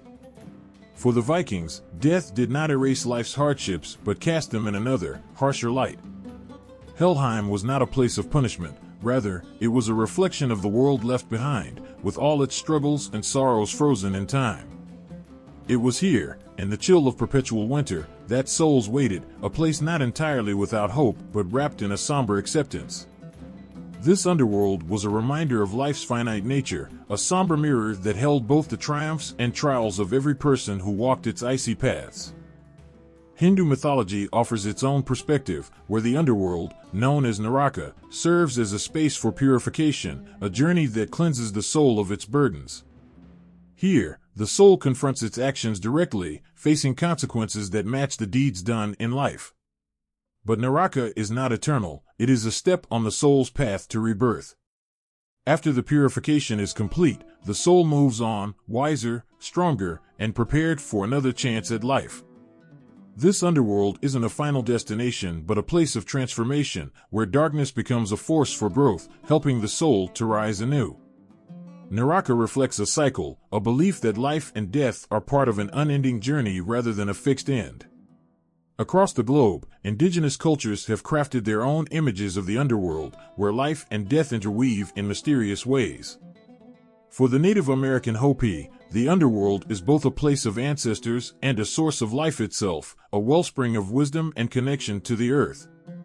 When they pass, they do not vanish but become part of the cycles of the land, whispering to their descendants through dreams and the wind. Death, to them, is a transition rather than a conclusion, and the underworld becomes a part of life's ongoing story, not a separate, sorrowful destination.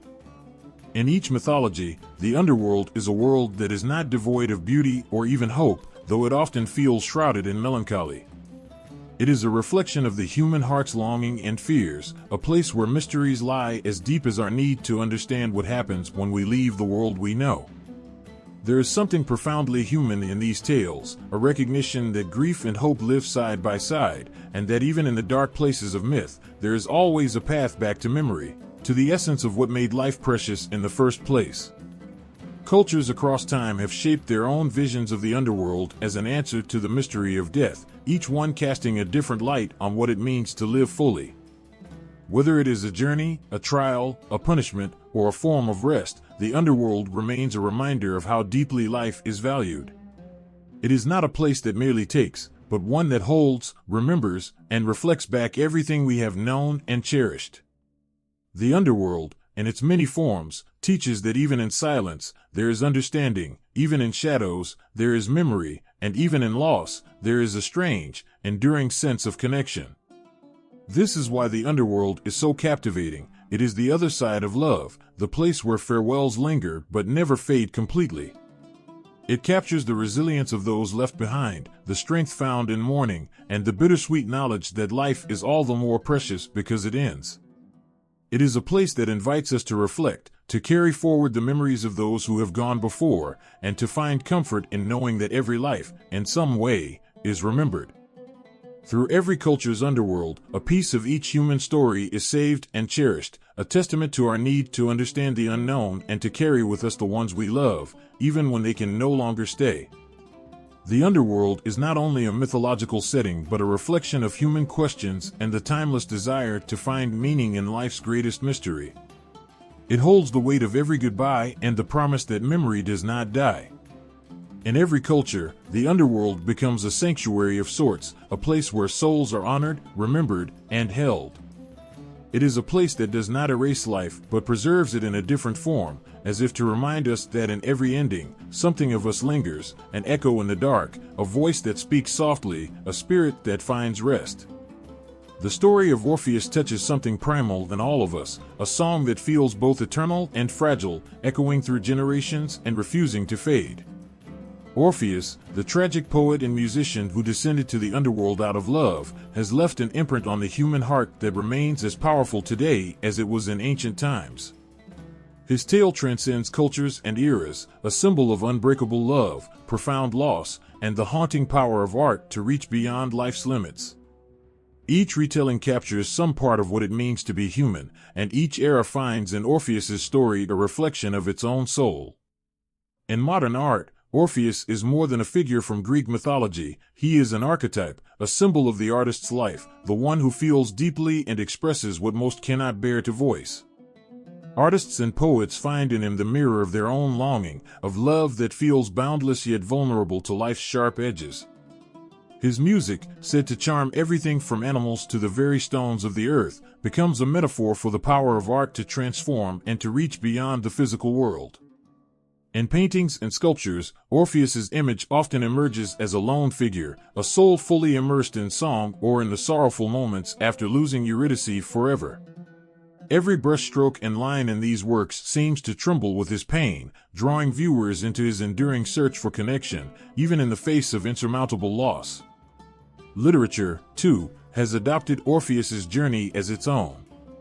Writers and poets over centuries have returned to his story, each one adding a piece of their own time, their own heartbreak, and their own understanding. His descent to the underworld and tragic glance back at Eurydice symbolized the human tendency to look back, to cling to what has already passed. In countless novels, poems, and plays, authors use Orpheus to explore love's fierce beauty and the shadow of loss that often comes with it. From Rainer Maria Rilke's haunting poetry in sonnets to Orpheus to Jean Cocteau's surreal retelling in Orpheus's presence is alive in every line and verse, reminding readers of the beauty and cost of loving deeply. The tale of Orpheus resonates deeply within psychology as well, where his journey becomes a metaphor for the psyche's struggle with grief, memory, and the quest for meaning in the midst of despair. To psychologists, Orpheus represents the power of human memory, how we turn to the past in moments of loneliness, yearning for the comfort of what we have lost. His story is a timeless study of attachment and the pain of separation. Therapists draw upon the Orphean myth to help people understand that while love can open the heart to beauty, it can also open it to pain. Orpheus's longing for Eurydice, and his inability to let her go, parallels the universal human experience of grieving and the difficult task of moving forward without looking back. His failure, the glance that costs him everything, is a lesson in trust and the struggle to accept what we cannot change. Orpheus's legacy in music, his true gift, is perhaps the most profound of all. Musicians have long found in him a kindred spirit, a model of how music can reach the most unreachable places. Composers from Monteverdi to Philip Glass have reinterpreted his story, each one capturing a different aspect of Orpheus's soul, the depths of his sorrow, and the heights of his devotion. In these compositions, the myth comes to life in notes that resonate with the pain and beauty of love, drawing audiences into Orpheus's journey with every crescendo and pause. Orpheus's voice continues to resonate, an echo from the past that remains relevant and meaningful, reminding us that music speaks where words fall short. Even today, people find inspiration in Orpheus's story. He is the poet's poet, the artist's artist, and the lover's lover, a figure who stands on the edges of light and shadow, expressing feelings that are at once deeply personal and profoundly universal. In his courage and his failure, we see our own lives reflected, the hope that love can conquer all, and the heartbreaking knowledge that sometimes it simply cannot. Orpheus teaches that beauty can exist alongside sorrow, that music and art allow us to hold on to moments that would otherwise slip away, and that, sometimes, true love demands a sacrifice as deep as the heart itself. Every piece of art, every line of poetry, and every note of music inspired by Orpheus carries forward his legacy. He is present in the tear-stained notes of a sad song, in the words of a poet trying to capture a moment that cannot be held, and in the silence of a grieving heart that, like Orpheus, cannot help but look back. Orpheus's story lingers like the last note of a haunting melody, stirring something raw, something that speaks to the deepest parts of the human heart. His journey, marked by the boundless power of love and the searing depths of loss, reaches beyond the limits of myth into the very fabric of life. Orpheus's tale is not simply about a man venturing to the underworld, it's about each of us, standing on the edge of our own grief, grappling with the things we love, but cannot hold onto forever. Every step Orpheus takes through the darkness is filled with an aching hope, driven by the memory of his beloved Eurydice. The depth of his love, his willingness to brave what lies beyond death's door, becomes a testament to how love can make a person reach beyond their own fears. This isn't just the story of a musician from ancient Greece, it's the story of all who have ever loved someone so much that they'd risk anything to keep them close, only to feel that love slip from their grasp. There's an eternal truth in his longing that speaks across ages, a truth about the fragility of life and the courage it takes to love anyway. Orpheus reminds us that love is as beautiful as it is painful, that to open one's heart to another is to invite both joy and sorrow. The image of him standing at the threshold of the underworld, pleading for Eurydice's return, shows us that love doesn't protect us from suffering. Instead, it opens us to it, it makes the heart vulnerable. And yet, knowing this, we still find ourselves willing to give everything, like Orpheus did. Perhaps that's why his story resonates so deeply, because even when we know that love may bring loss, we choose to love anyway. The moment he looks back, breaking the one condition placed upon him, is heartbreaking in its simplicity. One look, one moment of doubt, and everything shatters. In that instant, Orpheus becomes each of us, giving in to the weight of uncertainty, yielding to the temptation to hold on to something before it slips away.